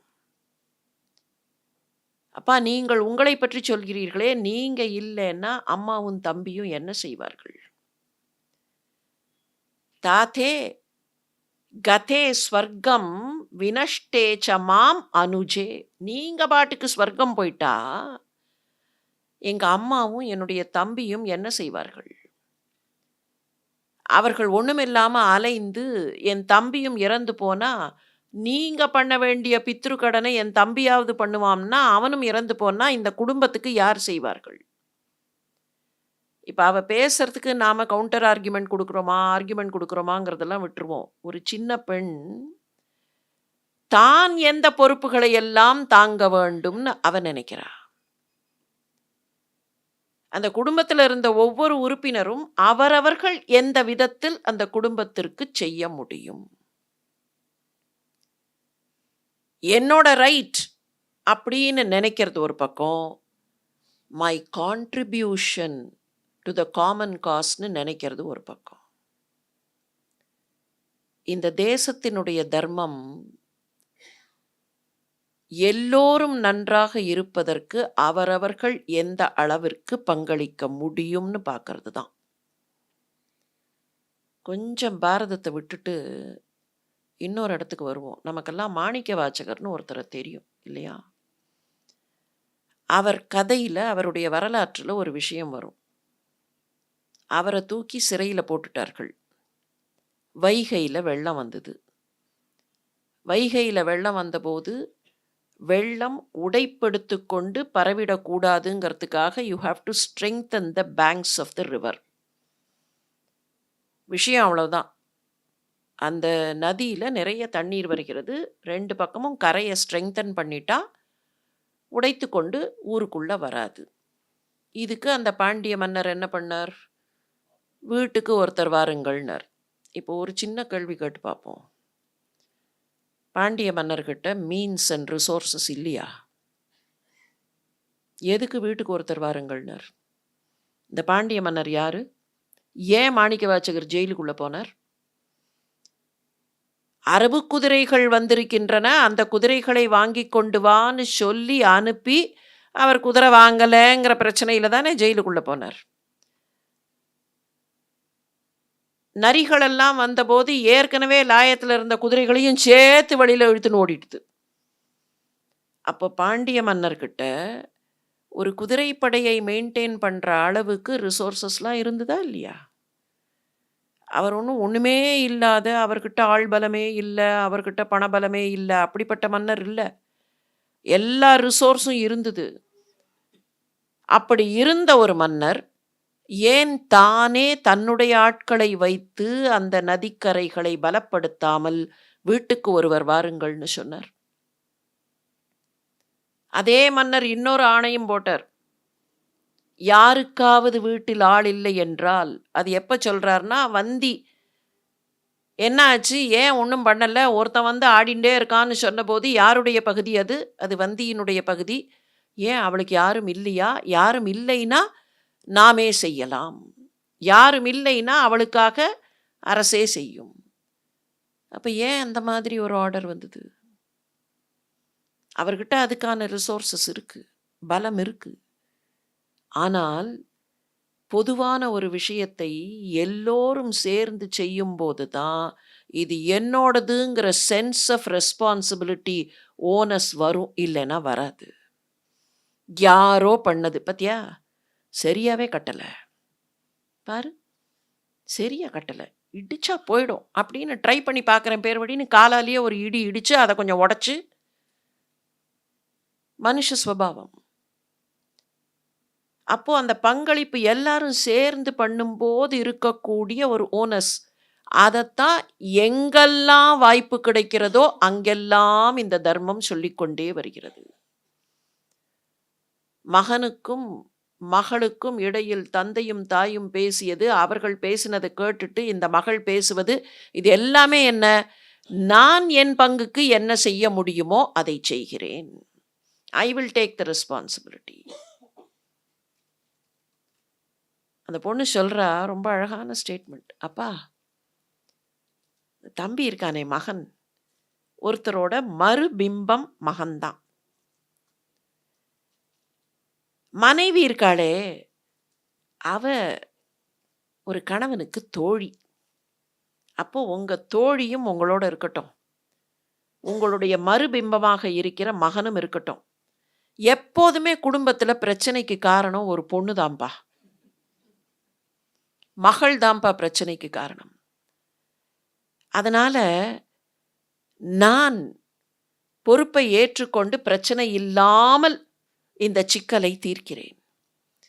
என்ன நீங்க பூமியில விட்டுட்டு நீங்க யாராவது அம்மாவோ அப்பாவோ போயிட்டா நான் எவ்வளவு துன்பத்துல தவிக்கணும். எனக்கு யாரும் உதவி செய்வதற்கு இருக்க மாட்டார்கள். ஆனால் பிரச்சனைக்கு காரணமாக பிற்காலத்தில் கூட இல்லாமல் நான் இந்த பொறுப்பை ஏற்றுக்கொள்கிறேன். கண்டிப்பா நன்மை கிடைக்கும்பா. கடைசியில ஒரு ஸ்டேட்மெண்ட் சொல்றா. பொண்ண கைய பிடிச்சு கொடுக்கும்போது ததாமீன்னு நீர் வார்த்து கொடுக்கிறீர்களா இல்லையா? அந்த மாதிரி இப்ப நினைத்து கொண்டு என்னையும் கொடுங்கள்ப்பா. இந்த 3 பேரும் பேசினா அது சின்ன குழந்தை. 4வது அந்த பையன் உட்காந்துருக்கே, அது ரொம்ப சின்ன குழந்தை. அதுக்கு ஒண்ணும் தெரியாது. ரொம்ப சின்ன குழந்தை. இவர்கள்லாம் கண்ணீரோட பேசுகிறார்கள். அந்த குழந்தைக்கு அந்த கண்ணீர கூட புரிஞ்சுக்க முடியல. அதுக்கு ஒரே சிரிப்பு வருது. 3 பேரோட கண்ணீரையும் தொடச்சு விட்டுட்டு, எங்கேயோ ஓடி போயி ஒரு புல் கீத்த அந்த சிறுவன் அந்த குழந்தை கொண்டு வருகிறான். மா பிதா ருத சொல்றான். ருத அழாத. மா ருத. அப்பா அழாதப்பா. மா மாதர் அம்மா அழாத. மா ஸ்வசத்வதி அக்கா அழாத. தலையை இப்படி அப்படியுமா ஆட்டிண்டு அவர்களை அழாதே அழாதேன்னு சொல்லிட்டு கையிலேருந்து அந்த ஒரு புல்லுக்கீத்தை எடுத்துன்னு வந்தானா இல்லையா, அதை இப்படியும் அப்படியும் பண்ணி நான் போய் அந்த ராட்சசனை கொன்னுடுறேன். அகம் ஹனிஷ்யாமி ராட்சசம் புருஷாதகம். மனுஷனை சாப்பிடுவானா அந்த ராட்சசன், அவனை நான் போய் கொன்னுடுறேன். அந்த குழந்தை சொன்னதை கேட்டு அந்த துக்கத்திலேயும் 3 பேரும் புன்னகைக்கிறார்கள். அந்த சமயத்துல குந்தி உள்ள போறா. அமிர்தேனவ ஜீவயந்தி. மரணத்திலேந்து காப்பாத்துறது அமிர்தமா இல்லையா? அமிர்தம் தானே ஜீவிதம் கொடுக்கும். அமிர்தமாக அவள் உள்ளே நுழைகிறாள். அந்த குடும்பத்திற்கு அமிர்தமாக உள்ளே நுழைகிறாள். என்ன கஷ்டம் உங்களுக்குன்னு கேட்கிறா. ஏதோ நீங்கள்லாம் துக்கத்துல இருக்கிற மாதிரி இருக்கே. என்ன கஷ்டம்? எனக்கு சொன்னா நான் கொஞ்சம் உதவி பண்றேன். அந்த குடும்பத் தலைவர் சொல்றார், அம்மா உங்க நல்ல உள்ளம் எங்களுக்கு புரியுறது. நீங்க நல்ல எண்ணத்தோட சொல்லுகிறீர்கள். ஆனா இது மனிதர்கள்லாம் தீர்க்கிற துன்பம் இல்லம்மா. எந்த மனுஷனாலயும் இந்த துன்பத்த தீர்த்து வைக்க முடியாது. கடவுளே எங்களுக்கு உதவி பண்ணல, நாங்க என்ன பண்ண முடியும்? அவ சொல்றா, அப்படிலாம் இல்ல. நீங்க என்னான்னு சொல்லுங்கள். நான் கேட்கறது தப்பில்லைன்னு நெனச்சா என்னான்னு சொல்லுங்கள். தீர்க்க முடியுமான்னு பார்க்கலாம் சொல்லுங்கள். அப்பதான் என்ன நடக்கிறது, என்ன காரணம் அப்படிங்கிறத அப்பத்தான் அந்த அந்தணர் சொல்றார். சமீபே நகரஸ்யாஸ்ய பகோ வசதி ராட்சசக. இந்த ஊருக்கு பக்கத்துல பகன்னு ஒரு ராட்சசன் வாழ்கிறான். அவன் எப்படிப்பட்டவன்னு சொன்னா, புஷ்டோ மானுஷ மாம்சேன துர்புத்திஹி புருஷாதகः. மனுஷ மாமிசத்தை தின்னு தின்னு கொழுத்தவன். புஷ்டோ, அதுலயே நல்ல புஷ்டியா இருக்கிறவன். துர்புத்தி கொண்டவன். நரமாமிசத்தை உண்பவன். அவன் இந்த ஊருக்கெல்லாம் தலைவனா இருக்கான். ஈஷோ ஜனபதஸ்யாஸ்ய புரஸ்யச்ச மகாபலக. ஜனங்கள் வாழக்கூடிய இந்த புறத்திற்கு அவன் தலைவனாக இருக்கிறான், ஈசனாக இருக்கிறான், பலசாலி. இந்த ஊர்ல ஒரு அந்த பகுதியில ஒரு வீடு இருக்கு. இப்பதான் அந்த பேரே அங்க வருது. வேத்ரகீய கிருஹே ராஜா நாயம் நயம் இஹா ஸ்திதக. இந்த ஊர்ல வேத்ரகீயம்னு ஒரு பகுதி, அங்க வேத்ரகீய கிருஹம்னு ஒண்ணு இருக்கு. அதுல இந்த ஊருக்கான ராஜா இருக்கார், அரசர் இருக்கார். ஆனா அவர் ரொம்ப பலவீனமானவர். அவருக்கு மக்களை எப்படி காப்பாத்தணும்னு தெரியாது. உபாயம் தம் ந குஸ்தே எலாதபி ச மந்தகி. ரொம்ப மந்தமானவர், ஒன்றும் பண்ண மாட்டார், அவருக்கு செயல்படவே தெரியாது. அவர் என்ன பண்ணிட்டார்னா, இவன் வந்து மிரட்டினோன்ன இவங்கிட்ட எல்லா பொறுப்பையும் ஒப்படைச்சிட்டார். இவன் தான் இந்த ஊரையே காப்பாத்துறான். இல்லைன்னா சுத்தி இருக்கிற காட்டுப்பகுதிகளிலிருந்து நிறைய ராட்சசர்கள் இந்த ஊருக்குள் வந்து விடுவார்கள், பிரச்சனைகள் இருக்கும். இந்த ஊருக்குள்ள அவர்கள்லாம் வராம இருக்கிறதுக்கு இவன் தான் வழி பண்ணியிருக்கான், இவன் தான் எங்களை எல்லாம் காப்பாற்றுகிறான். வெளியிலிருந்து எந்த ஆபத்தும் வராமல் காப்பாற்றுகிறான். வேதனம் தஸ்ய விஹிதம் ஷாலிவாகஸ்ய போஜனம் மகிஷௌ புருஷஸ்ச ஏகோ யஸ்த தாதாய கச்சதி. ஆனா எங்களை காப்பாத்துறான் இல்லையா, அவனுக்கு கூலி கொடுக்கணுமே. அவனுக்கு என்ன கூலி? என்ன கூலினா ஷாலிவாகம். ஷாலிவாகம்னா ஷாலியிலேந்து எடுக்கப்பட்ட அரிசி. ஷாலி நெல்லு, நெல்லுலேந்து எடுக்கப்பட்ட அரிசி. அந்த அரிசி போஜனம், அரிசிச்சோறு, வண்டி நிறைய அரிசிச்சோறு. அதுவும் 2 எரும மாடு. மகிஷவ் 2 எரும மாடு கூட இந்த வண்டியை ஓட்டின்னு போகிறான். இந்த வண்டியை எரும மாட்டை கட்டி வண்டியை ஓட்டின்னு போவான். அந்த எரும மாடு ப்ளஸ் இந்த வண்டியை ஓட்டின்னு போகிற புருஷன் இருக்கானே, அவனையும் சேர்த்து அவனுக்கு கொடுத்து விட வேண்டும். இதுதான் அவனுக்கு நாங்கள் கொடுக்கக்கூடிய ஊதியம். ஒவ்வொரு நாளும் அவனுக்கு வண்டிச்சோறு, 2 எருமை மாடுகள், அவற்றை ஓட்டிக்கொண்டு போகக்கூடிய மனிதன். இதுதான் அவனுக்கு உணவு. எல்லா குடும்பங்களும் இதற்கு ஒத்துக்கொண்டு விட்டோம். தவறாது உணவை கொடுக்கிறோம். ஒவ்வொரு குடும்பத்துக்கும் முறை எப்போ வரும்னு சொன்னா, ஒரு சில ஆண்டுகள்ல தான் வரும். அத்தனை குடும்பங்கள் இருக்கிறதுனால டர்ன்ஸ் எப்போ வரும், சில ஆண்டுகள்ல தான் வரும். இப்போ நாளைக்கு எங்களுடைய முறை, நாங்கள் உணவை அனுப்ப வேண்டும். சில சமயத்துல கொஞ்சம் நிறைய பணம் இருப்பவர் அந்த பணத்தை செலவழிச்சா யாராவது ஒருத்தர் பணத்தை வாங்கி கொண்டு அந்த குடும்பத்துக்காக போறேன்னு வருவார். அந்த மாதிரியும் சில பேர் இருக்கிறார்கள். ஆனா எங்ககிட்ட அவ்வளவு பணமும் கிடையாது. அதுதான் அவர் முதல்ல புலம்பினது. பணத்தை சேர்த்து வச்சா அதுவும் நரகம் அப்படின்னு புலம்பினாரா இல்லையா? எங்ககிட்ட பணமும் கிடையாது. சரி, எனக்கு ரொம்ப அணுக்கமானவர்கள்னா இந்த 3 பேர் தான். இந்த 3 பேர அனுப்பினா என்னால தாழ முடியாது. உணவே அனுப்பாம இருந்துட்டா என்ன? அப்படின்னு பார்த்தா, அனுப்பாம யார் இருக்கிறார்களோ அவனுக்கு தெரியும். யாரோட டர்ன்னு அவனுக்கு தெரியும். அனுப்பாம இருந்தா, அந்த வீட்ல இருக்கிற அத்தன பேரையும் சேர்த்து அவன் சாப்பிட்டுடுவான். அப்போ ஒரே வழி யாராவது ஒருத்தர அந்த குடும்பத்திலேருந்து அனுப்புறது தான். அவன் எப்படிப்பட்டவன் அந்த பகன்? அருளில் இதயமும், நெறியில் சரிதமும், அழகில் உருவமும், அதிர்குரல் பொருளில் உரைகளும் உடையன். அருள் இல்லாத இதயம், வாழ்க்கை முறையில்லாத வாழ்க்கை, நெறியில் சரிதம், அழகில்லாத உருவம், அதிர்கிற குரல். ஆனா அந்த குரல்ல அவன் பேசுறதுல, அந்த வார்த்தைகள்ல எந்த பொருளும் கிடையாது. எதுவுமே உருப்படியான வார்த்தை கிடையாது. முழுதுடல் புலவு கமழ் தரு பொறியினன். அவன் உடம்பு முழுக்க அப்படியே இந்த புலவு இருக்கே, மாமிசம் இருக்கே, அதுலேருந்து வந்த வார்த்தை தான் புலவு. மாமிசத்துக்கு தான் புலவுன்னு பேரு. புலவு கமழ் தரு பொறியினன். மாமிச வாடை தான் அவனுடைய உடம்பு முழுக்க இருக்கும். மருளு நரியோடு கழுகு தொடர் தர வலிய பிணநுகர் சுவையறாது இருளின் மிசை இரு பிறைகளென வளை எயிறு நிலவு எழும் இதழினான். நரியும் கழுகுமா பக்கத்துல வர சுத்தின்டே இருப்பான். இருட்டுல பார்த்தா அவனோட 2 கோரப்பல் இருக்கே, அப்படியே 2 சந்திரனை தூக்கி வச்சா மாதிரி இருக்கும். இருளில் சுற்றுவான். அவனை பார்த்தா யமனுக்கு கூட பயம்.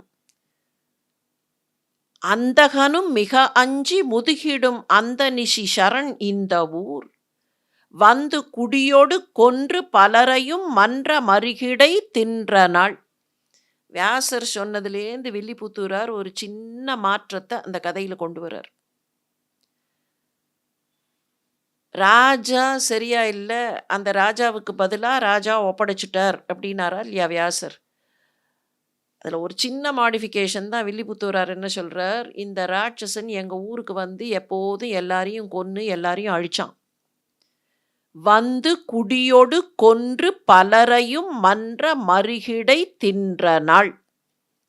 அப்போ எங்க ஊர் பெரியவர்கள்லாம் பார்த்தார்கள். எந்தை முதலிய அந்தணரும் அவன் இங்கு வரு தொழில் அஞ்சியே சிந்தை மெலிவுற நொந்து தலைமிசை சென்று குவிதரு செங்கையார். அவன் அப்பப்போ வந்து எல்லாரையும் அழிச்சிருவான்.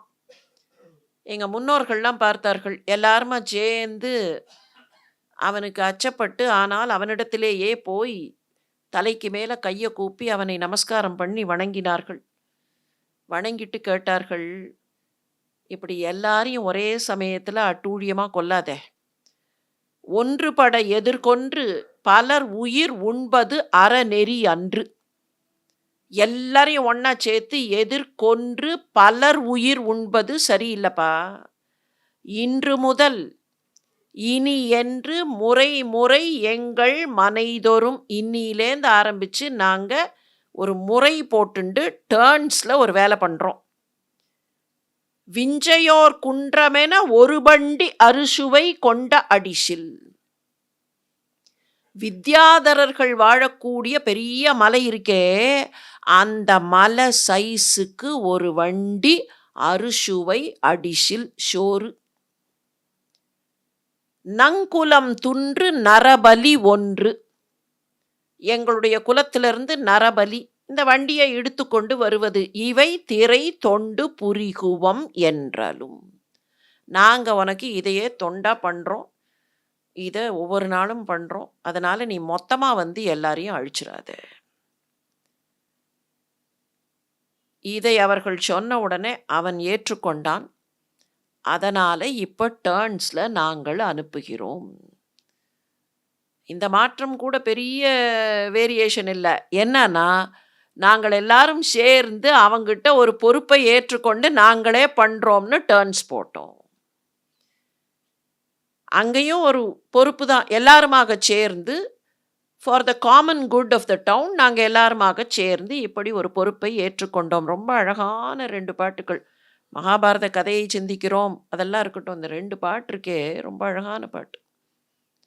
வில்லிபுத்தூராருடைய பாரதத்துல அந்த சந்தஸ் ரொம்ப அழகா இருக்கும் சில இடங்கள்ல. எந்த சந்தம், எந்த சந்தத்துல அத கொண்டு வரணும்னு ரெக்கார்டே இருக்கு. "ஒன்றுபட எதிர்கொன்று பலர் உயிர் உண்பது அறநெறியன்று, இன்று முதலினி என்று முறைமுறை எங்கள் மனைதொறும் விஞ்சையோர், குன்றமென ஒரு வண்டியறு சுவைகொண்ட அடிசிலும் நங்குலம், துன்று நரபலி ஒன்றுமிவை திரைகொண்டு புரிகுவம் என்றலும்." அந்த சந்தத்த எப்படி அதுக்கு சந்தக்குழம்புன்னே பேரு. அது எப்படி அந்த சந்தம் இருக்க வேண்டும்? ஒவ்வொரு பாட்டுக்கும் ரெஃபரன்ஸ்ல இருக்கும். இந்த மாதிரி இருக்கு எங்களோட டர்ன் நாளைக்கு நாங்கள் யாரை அனுப்புவது? அதுதான் பேசிக் கொண்டிருக்கிறோம்னு அந்த அப்பா சொன்னோன்ன, குந்தி சொன்னா, "கவலைப்படாதீர்கள். உங்களுக்கு ஒரு சின்ன பையன் இருக்கான். ஏகஸ்தவ சுதோ பாலக. உங்களுக்கு ஒரு பிள்ளை தான் இருக்கான். ஏகஸ்தவ சுதோ பாலக. உங்க பிள்ளை சின்ன பையன். கன்யா சைகா தபஸ்வினி. இந்த கன்னிகை இருக்காளே உங்க வீட்டு பெண், அவ நிறைய விரதங்கள்லாம் பண்றா. அந்த விரதங்கள நான் பார்த்துருக்கேன். விரதங்கள்லாம் பண்றா. அதனால தபஸ்வினியையும் அனுப்ப வேண்டாம். சின்ன குழந்தையையும் அனுப்ப வேண்டாம். சரி மிச்சம் இருக்கிற 2 பேர்? ந சைத்யோஸ் ததா பத்ன்யா கமனம் தவ ரோச்சதே. நீங்க 2 பேரும் போறத நான் விரும்பல. அந்த 2 பேரும் தே டோன்ட் குவாலிஃபை. ஏன்னா குழந்தை ரொம்ப சின்ன குழந்தை. அவன் சொல்லிட்டான்னா ஒருவேள, "நான் வந்து ஒரு சராசரி அடல்ட் தான் எதிர்பார்த்தேன். நீ சின்ன குழந்தைய குடுத்தேன்னா வெயிட் ரொம்ப குறைச்சல். எனக்கு வராது." அப்படின்னு அவன் சொல்லிட்டானா, சொன்னாலும் சொல்லலாம். என்ன பண்ணுவான்னு தெரியாது. அதனால இந்த 2 குழந்தைகளும் இல்ல. நீங்கள் 2 பேரும் போவதை நான் விரும்பவில்லை. அதனால எனக்கு 5 பிள்ளைகள் இருக்கிறார்கள். அவர்கள்ல யாராவது ஒருவனை அனுப்புகிறேன். யார அனுப்புறேன்லாம் சொல்லல. எனக்கு 5 பிள்ளைகள் இருக்கிறார்கள். அவர்கள்ல ஒருத்தன அனுப்புறேன். உடனே அவர் சொன்னார், "முடியவே முடியாதும்மா. ஒத்துக்கவே முடியாது." கையெடுத்து கும்பிட்டார். தலைக்கு மேல கைய வச்சு கும்பிட்டார். "என் வீட்டுல வந்து நீங்கள் தங்கி இருக்கிறீர்கள் அதிதிகள். இடம் கொடுங்கள்னு சொல்லி எங்கள் வீட்டுக்கு நீங்கள் இந்த ஊருக்கு வந்தபோது நான் உங்கள அழைச்சுன்னு வந்தேன். ஆனா இந்த ஊருக்கு வந்தபோது இடம் இருக்கும் அப்படிங்கிற நம்பிக்கையில வந்தீர்களா இல்லையா? அப்ப என்னை பார்த்தவுடன் கைகூப்பி வணங்கினீர்களே இடம் கொடுங்கள்னு, நான் உங்கள இந்த வீட்ல கொண்டு வந்து என்னுடைய அதிதிகளாக வைத்திருக்கிறேன். அதிதிகளா வந்த குடும்பத்துக்கு துன்பம் கொடுக்கக் கூடாது. அது மாத்திரம் இல்லம்மா, உங்களுடைய பிள்ளைகள் 5 பேரும் அந்தணர்கள். அந்த 5 பேரை காப்பாற்றுவதற்காக நாங்க என்ன வேணாலும் பண்ணலாம். அந்தணர்களை காப்பாற்றுவதற்கு என்ன வேண்டுமானாலும் செய்யலாம். நானும் அந்தணன் தான். ஆனால் அந்த அந்தணர்களுக்காக இன்னொரு அந்தணன் இறந்து போகலாம். தப்பில்ல. நான் உங்களை இந்த சிக்கல்ல கொண்டு வர மாட்டேன்." அப்படின்னு அவர் பிடிவாதம் பிடிச்சார். அவர் சொன்னதெல்லாம் கேட்டுண்டா குந்தி. கேட்டுண்டு சொன்னா, "என் பிள்ளைகள பத்தி உங்களுக்கு தெரியாது. என் பிள்ளைகள் ரொம்ப வலிமையானவர்கள். அதுலயும் என் ஒரு பிள்ளை இருக்கானே, நானே கண்ணால பார்த்துருக்கேன். ராட்சசாய ச தத் சர்வம் பிராபயிஷ்யதி போஜனம் மோக்ஷயிஷ்யதி ச ஆத்மானம் இதி மே நிஷ்சிதா மதி." என் பிள்ளை ஒருத்தன் இருக்கான். அவனை நான் இப்ப அனுப்பினேன்னு வையுங்களேன், அவன் என்ன பண்ணுவான்? போஜனத்தை எடுத்துன்னு போவான். ஆனா கண்டிப்பாக அந்த ராட்சசனிடத்தில் சிக்கிக்கொள்ளாமல் விடுதலை பெற்று உயிரோடு வருவான். மோக்ஷயிஷ்யதி ச ஆத்மானம். அவன் விடுதலை பெற்று வருவான் என்பதில் எனக்கு நம்பிக்கை இருக்கிறது. மே நிஷ்சிதா மதி. என்னோட நம்பிக்கை கண்டிப்பாக அவன் திரும்ப வருவான். தன்னை அவன் காப்பாற்றிக் கொண்டு விடுவான். உங்களுக்கு தெரியாது, நான் பார்த்துருக்கேன். என்னோட அந்த பிள்ளை இருக்கானே, அவன் சண்டை போட்டு நான் பார்த்துருக்கேன். சமாகதாஸ்ச வீரேண திருஷ்டபூர்வாஸ்ச ராட்சசாக. ராட்சசத்தனமா இருந்த எத்தனையோ பேர், எத்தனையோ ராட்சசர்கள் என் பிள்ளைகிட்ட வந்து சண்டை போட்டதை நான் பார்த்துருக்கேன். அப்படி சண்டை போட்டதெல்லாம் அவர்கள் தான் அழிந்து போனார்களே தவிர இவனுக்கு ஒன்றும் ஆகலை. பலவந்தோ மகாகாயா நிகதாஸ்சாப்பி அநேகஷ்ச. நிறைய பேர் அந்த மாதிரி இறந்து போனதை நான் பார்த்துருக்கேன். என் பிள்ளைய பற்றி உங்களுக்கு தெரியாது. ஆனால் ஒன்றே ஒன்று, அவனுக்கு இவ்வளோ பலம் இருக்குன்னு வெளியில் சொல்லிடாதீர்கள். இந்த விஷயத்தை யார்கிட்டையும் சொல்லாதீர்கள். இவ்வளோ பலசாலியா அப்படின்னு போய் சொல்லிடார்கள். ஏன்னா அவன் பலசாலின்னு தெரிஞ்சிருத்துனா அவங்கிட்ட அந்த பலம் எப்படின்னு கற்றுக்கொள்வதற்கும் அவங்கிட்ட உபதேசம் பெறுவதற்கும் பெரிய கூட்டம் வந்துடும். சண்டை போடுறது எப்படின்னு கற்றுக்கிறதுக்கு வந்துட்டா, ஹவு டு ஃபைட் அப்படின்னு அவர் சொல்லி கொடுத்துட்டா என்ன பண்ணுறது, அதுக்காக கூட்டம் வந்துடும். அதனால அப்படியெல்லாம் வரக்கூடாது. ஏன் வரக்கூடாதுன்னா, என் பிள்ளைக்கு தெரிஞ்ச இந்த சண்டை போடுற யுத்த ரகசியங்களெல்லாம் குருவோட அனுமதி இல்லாமல் அவன் யாருக்கும் சொல்லி கொடுக்கக்கூடாது. அப்படி அவன் சொல்லி கொடுத்தான்னா அவனுக்கே அது பலம் இல்லாமல் போயிடும், அவனுக்கே பிரயோஜனப்படாமல் போயிடும். இப்போ போய் குருக்கிட்டெல்லாம் அனுமதி வாங்க முடியாது. அதனால் அவனுக்கு இவ்வளோ பலம் இருக்குன்னு நீங்கள் யாருக்கிட்டேயும் சொல்லிடாதீர்கள். அவரை கன்வின்ஸ் பண்ணுறதுக்கு என்னெல்லாம் சொல்கிறா. குந்தி சொல்கிறது பொய் மாதிரி நமக்கு தெரியும். அப்போ தான் வள்ளுவர் வந்து எங்கேருந்தோ பின்னாலேருந்து குரல் கொடுப்பார். பொய்மையும் வாய்மையிடத்த குருணாச்ச அனுஜ்ஞாதோ கிராஹயேத் யத் சுதோ மம. குருவினுடைய அனுஜ்ஞை இருந்தால்தான் என்னுடைய இந்த பிள்ளை அதையெல்லாம் மற்றவர்களுக்கு கற்றுக் கொடுக்கலாம். ந ச குர்யாத் ததா காரியம் வித்யயேதி சதாம் மதம். அதனால் மற்றவர்களுக்கு அவன் இப்போ சொல்லித்தர முடியாது. நீங்கள் பாட்டுக்கு அவன் பெரிய பலசாலின்னு எல்லாருக்கும் சொல்லிட்டா நாளைக்கு பெரிய கியூ வந்து நின்றுடுத்துனா என்ன பண்ணுறது? அதனால் இதை எதையுமே வெளியில் சொல்லாதீர்கள். ஆனால் என்னுடைய பிள்ளை சாதிப்பான் அப்படின்னு அவர்களுக்கு நம்பிக்கை கொடுத்துட்டு தன்னோட போர்ஷனுக்கு வந்துட்டா. ராத்திரி நேரம், அடுத்த நாள் தானே போகணும். தன் போர்ஷனுக்கு வந்தா. அந்த சமயத்தில் 4 பேரும் திரும்பி வந்தார்கள். பீமன் உக்காந்துட்டு இருந்த தோரணையை பார்த்து பீமன்கிட்டையும் வந்து சொல்லிட்டா, இந்த மாதிரி பண்ணணும்பா, நீ ரெடியாயிருன்னுட்டா. பீமன் உக்காந்துட்டு இருந்த தோரணை, அவனுக்கு நாளைக்கு போட போகிற சண்டை இப்போவே அவன் கொஞ்சம் சண்டைக்கு ஆயத்தமானான். அவன் உக்காந்துட்டு இருந்த தோரணையையும் அம்மா இருந்த தோற்றத்தையும் பார்த்து யுதிஷ்டிரருக்கு ஏதோ புரிஞ்சுது. என்ன இது, 2 பேரும் என்னமோ நாங்கள் வரும்போது பேசின்னு இருந்தீர்கள், யாருக்கோ உதவி செய்ய வேண்டும் அப்படின்னு ஏதோ பேச்சு குரல் கேட்டுதே. யாருக்கு உதவி செய்ய வேண்டும், என்ன விஷயம்?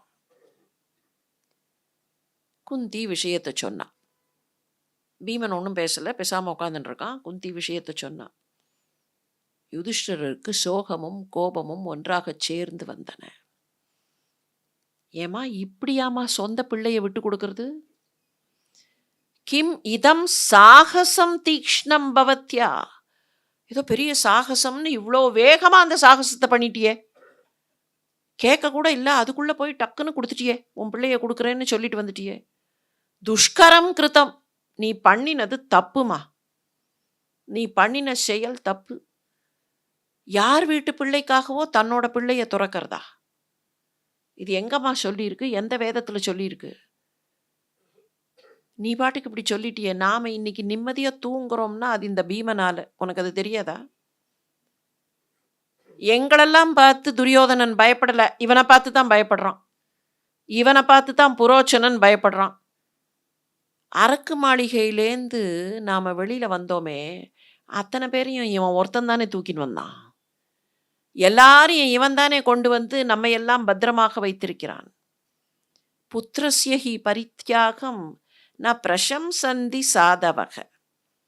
சாதுக்கள்லாம் புத்திரனை அப்படியே பரித்தியாகம் பண்ணுறது தான் பெரிய புகழ்னு சொல்லவே இல்லைம்மா. நீ உன்னோட புத்திரனை அப்படியே பரித்தியாகம் பண்ணுறியே, அதுதான் பெரிய ஒசத்தின்னு யாரும் சொல்லலை. யஸ்ய வீரஸ்ய வீரியேன முக்தா ஜதுகிரகாத் வயம். அந்த ஜதுகிரகத்திலேந்து வந்தோமே, ஜாதுகிரகம் அங்கேருந்து வந்தோமே, அதுக்கு வந்ததுக்கே இவன் தானே காரணம். அங்கேருந்து நமக்கு விடுதலை கிடைச்சதுக்கே இவன் தானே காரணம். அந்யேபியஸ்ச சைவ பாபேபியோ நிகதஸ்ச புராச்சனக. அந்த புரோச்சனன்னு ஒருத்தன் இருந்தானே, அவன் இவனை பார்த்து தானே பயந்தான். அவன் அழிஞ்சதுக்கு இவன் தானே காரணம். நம்ம காப்பாத்தினது இந்த பீமன் தானே. அவனை போய் அனுப்புறேன்னு சொல்லிட்டியேம்மா, இது உனக்கே நியாயமா இருக்கான்னு யுதிஷ்டிரருக்கு கோபம் ஒரு பக்கம், சோகம் ஒரு பக்கம். தம்பியை ஆலிங்கனம் செய்து கொண்டார். நான் விடமாட்டேன், என்னோட தம்பியை நான் விடமாட்டேன். குந்தி அப்ப பேசினா. நிறைய சந்தர்ப்பங்கள்ல குந்தி ரொம்ப மென்மையா பேசுவா. அவ கோபாவேசப்பட்டு அல்லது தன்னுடைய காத்திரத்தை காட்டி பேசுகிற இடங்கள் சொல்பம். அந்த மாதிரி ஒரு இடம் இது. எனக்கு நிலைமை புரியாம இல்லடா. என் பிள்ளையோட வலிமை எனக்கு தெரியும். நான் தெரியாம சொல்லல. அரக்கு வீட்டிலேருந்து நாம வெளியில வந்தபோதே இவனுடைய திறமை என்னன்னு நான் முழுசா பார்த்தேன். ஹிடும்பனை அழிச்ச போதும் இவனுடைய திறமை என்னங்கிறத பார்த்த உடனே எனக்கு இவன் மேல நம்பிக்கை அதிகப்பட்டு விட்டது. ஒன்று சொல்லட்டுமா உனக்கு? இவனால வருங்காலத்துல நீங்கள் ஆட்சி நடத்துவீர்கள்னு எனக்கு தெரியும். என் நம்பிக்கைக்கு காரணம் இவன் உங்களுக்கு உதவுவான், நீங்கள் ஆட்சி நடத்துவீர்கள். ஆனா ஆட்சி நடத்துறதுக்கு முன்னால ஒரு விஷயத்தை நினைச்சுப்பார். அரசகுலத்தை சேர்ந்தவர்களுக்குன்னு ஒரு பொறுப்பு இருக்கு. அரசகுலத்தை சேர்ந்தவர்கள் எங்க இருந்தாலும் சரி, அவர்களுக்கு பக்கத்துல யாருக்காவது துன்பம்னா அந்த துன்பத்தை முதலில் தீர்ப்பதுதான் அரசகுலத்தை சேர்ந்தவர்களின் கடமை. துன்பத்தை தீர்க்கும் போது அவர்கள் அரசகுலத்தை சேர்ந்தவர்களா, அவர்கள் வேறு குலத்தை சேர்ந்தவர்களா, அவர்கள் ஏழைகளா பணக்காரர்களா, இதெல்லாம் பார்க்கக்கூடாது. நீ ராயல் வம்சம்னு சொன்ன, அதுக்கு ஒரே ஒரு அத்தாட்சி என்னன்னா, துன்பம் வந்தவர்களுக்கு உடனடியாக துன்பத்தை தீர்த்துவை. அப்பத்தான் நீ ராயல் வம்சம்னே அர்த்தம். இது தெரியாம பேசாதேன்னா. அம்மாவோட வேகத்தையும் துடிப்பையும் பார்த்த யுதிஷ்டிரர் கையை கூப்பி, அம்மா நீ சொன்னால் தர்மம் தர்மம் அப்படின்னுட்டார். அவருக்கு அப்படி சந்தோஷம் வந்துதான் மனசுக்குள்ள. தன்னுடைய அம்மாவை பற்றியும் தங்களுடைய வம்சத்தை பற்றியும் அப்போ ஒரு சந்தோஷம் வந்துதான். அடுத்த நாள் கார்த்தால பீமன் போவது என்று எல்லோரும் தீர்மானித்தார்கள். பெரிய வண்டி, வண்டியில் சோறு, 2 எருமை மாடுகள் முன்னால, எருமை மாடுகளை கட்டி அந்த சோற்று வண்டியில் பீமன் போகிறான். பீமன் போறது யாருக்கும் தெரியக்கூடாது. இங்கேயும் வியாசருக்கும் வில்லிக்கும் ஒரு சின்ன வித்தியாசம் உண்டு. வியாசர் என்ன பண்ணுவார்னா, அவன் ரொம்ப அதிகாலையிலேயே புறப்பட்டு போயிட்டான். யாருக்கும் தெரியாது, இருட்டிலேயே போயிட்டான். வியாசரோட கதையை முதல்ல பார்த்துருவோம். அவன் இருட்டிலேயே போகிறான், காட்டு பகுதிக்கு போனான். எங்கே பக்கன் இருக்கானோ அந்த இடத்துக்கு போனான். போய் ஒரு மரத்தடியை தேடி பிடிச்சான். நல்ல நிம்மதியாக காலை நீட்டி உக்காந்துனான். வண்டிச்சோத்தை சாப்பிட ஆரம்பித்தான். ஒரு 2-3 கவளம் உள்ளே போனதுக்கப்புறம் பக்கா பக்கா அப்படின்னு கூப்பிட்டான். அவன் ஏதாவது தூங்கின்னு இருந்துட்டா என்ன பண்ணுறது? அவனை எழுப்ப வேண்டாமா? அதுக்காக கொஞ்சம் சாப்பிட்டுட்டு பெரிய குரலில் பக்கான்னு கூப்பிட்டான். அவன் ஏற்கனவே பசியில் துடிச்சுன்னு இருக்கான். வர வேண்டிய இன்னும் கோட்டா வரல. அங்கேருந்து எட்டி பார்த்தான். யாருடா இது, என்ன கூப்பிடுறது அப்படின்னு வந்து அப்படி எட்டி பார்த்தான். பார்த்தா ஒருத்தன் உட்காந்து சாப்பிட்டுன்னு இருக்கான். கோபமான கோபம் பக்கனுக்கு. ஆஜகாம சுசங்கிருத்தோ யத்ர பீமோ வியவஸ்திதக. அப்படியே குரூரமான ஒரு குரோதத்தோட வந்து அங்கே நின்னான். அவன் வரான், கர்ஜனை பண்ணிகிட்டே வரான். அவன் வரான்னு பார்த்தோன்னே இவன் என்ன பண்ணான், சாப்பிட்டுட்டு இருந்தானே இல்லையா உட்காந்துட்டு, அவன் வரது அவனுடைய கர்ஜனையெல்லாம் ரொம்ப டிஸ்டர்பன்ஸாக இருக்குன்னு டக்குன்னு அப்படி திரும்பி உட்காந்து சாப்பிட ஆரம்பித்தான். அங்கேருந்து வரவன் சாப்பிட்றத நிறுத்தாம, என்ன பத்தி கவலைப்படாம, சாப்பிட்றத கன்டின்யூ பண்றதுக்காக, திரும்பி உக்காந்துட்டானே, டிஸ்டர்ப் ஆகக்கூடாதுன்னு திரும்பி உக்காந்தானேன்னு அவனுக்கு இன்னும் கோபம் வந்தது. அவன் எப்படி இருந்தான் அந்த பகன்? மகாகாயோ மகாவேகோ தாரயன்னிவ மேதினீம் லோகிதாக்ஷக கராள லோகிதஸ்மஸ்ரு மூர்தனி. நேத்திக்கு பார்த்தோமே ஹிடும்பனுக்கு என்ன தோற்றமோ அதே மாதிரியான ஒரு தோற்றம் தான். மகாகாயோ பெரிய உடல், மகா வேகத்துல வரான். அவன் அப்படி காலை வச்ச உடனே தாரயன்னிவ மேதினீம், அவன் அப்படி காலை வச்சு அப்படி நடந்தானா இல்லையா, ஒரு காலை வச்சோடனே பூமி அப்படியே நடுங்கித்து. அந்த அளவுக்கு வேகத்துல காலை வச்சான். கண்ணெல்லாம் செவந்து போயிருந்தது. லோகிதாக்ஷன். அவனுடைய கேசமும் அவனுடைய முகத்தில் இருந்த முடி, அவனுடைய தாடி எல்லாம் செக்கச்சவேல்னு இருந்தது. நீங்க நிறைய இடத்துல பார்க்கலாம், ராட்சசர்களுடைய கேசம் செம்பட்டையாக இருக்கும், சிவப்பாக இருக்கும்னு எப்பவுமே டிஸ்கிரிப்ஷன் வரும்.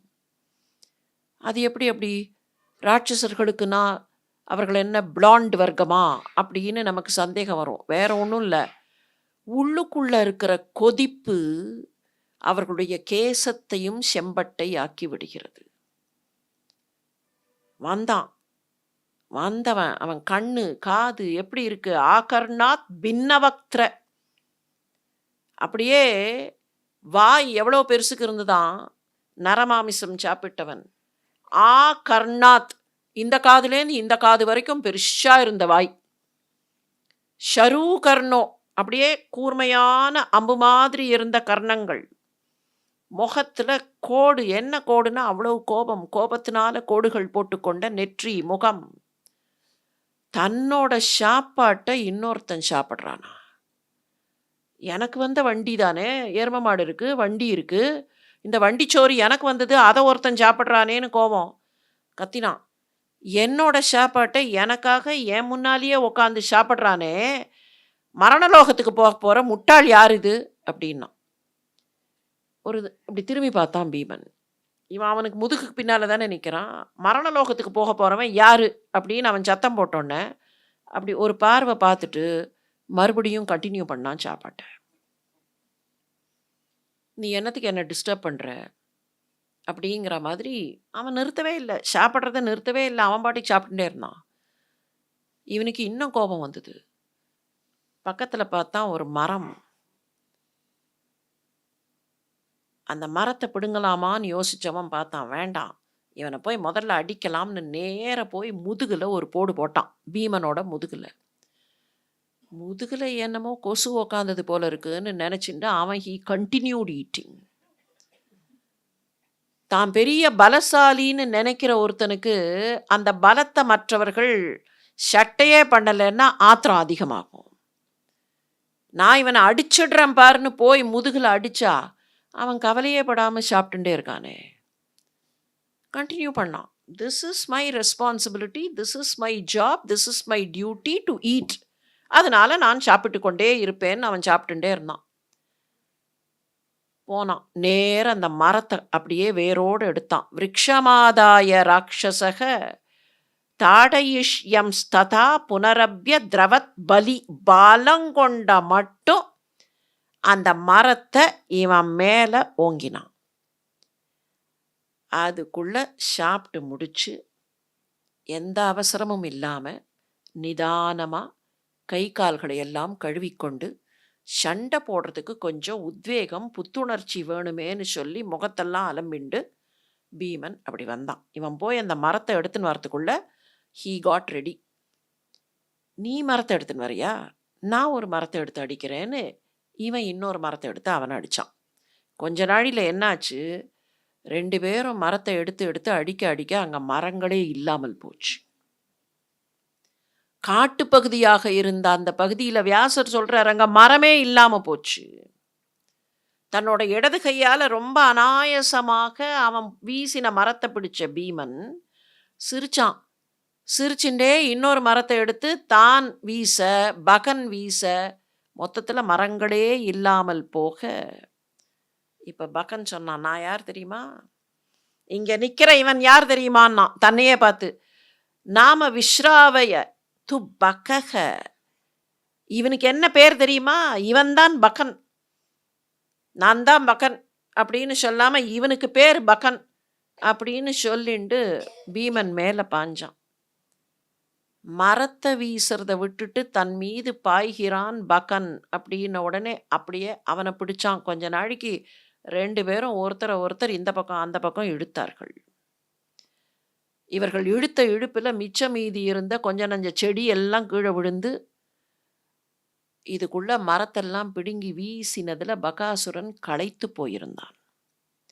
நிஷ்பிஷ்ய பூமௌ ஜானுப்யாம் சமாஜக்னே விரிகோதரக. அவன் களைப்புல இருக்காங்கிறத பார்த்த பீமன் அவனை அப்படியே கீழே தள்ளி தன்னோட முழங்கால்களை அவன் மேல வச்சான்.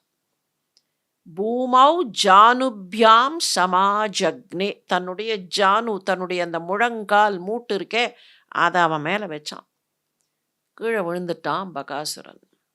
கீழே விழுந்தவனை ததோஸ்ய ஜானுனா பிருஷ்டம் அவபீட்ய பலாதிவ பாகுனா பரிஜக்ராக தக்ஷிணேன சிரோதராம் சவ்யேன ச கட்டீதேஷே கிருஹ்ய.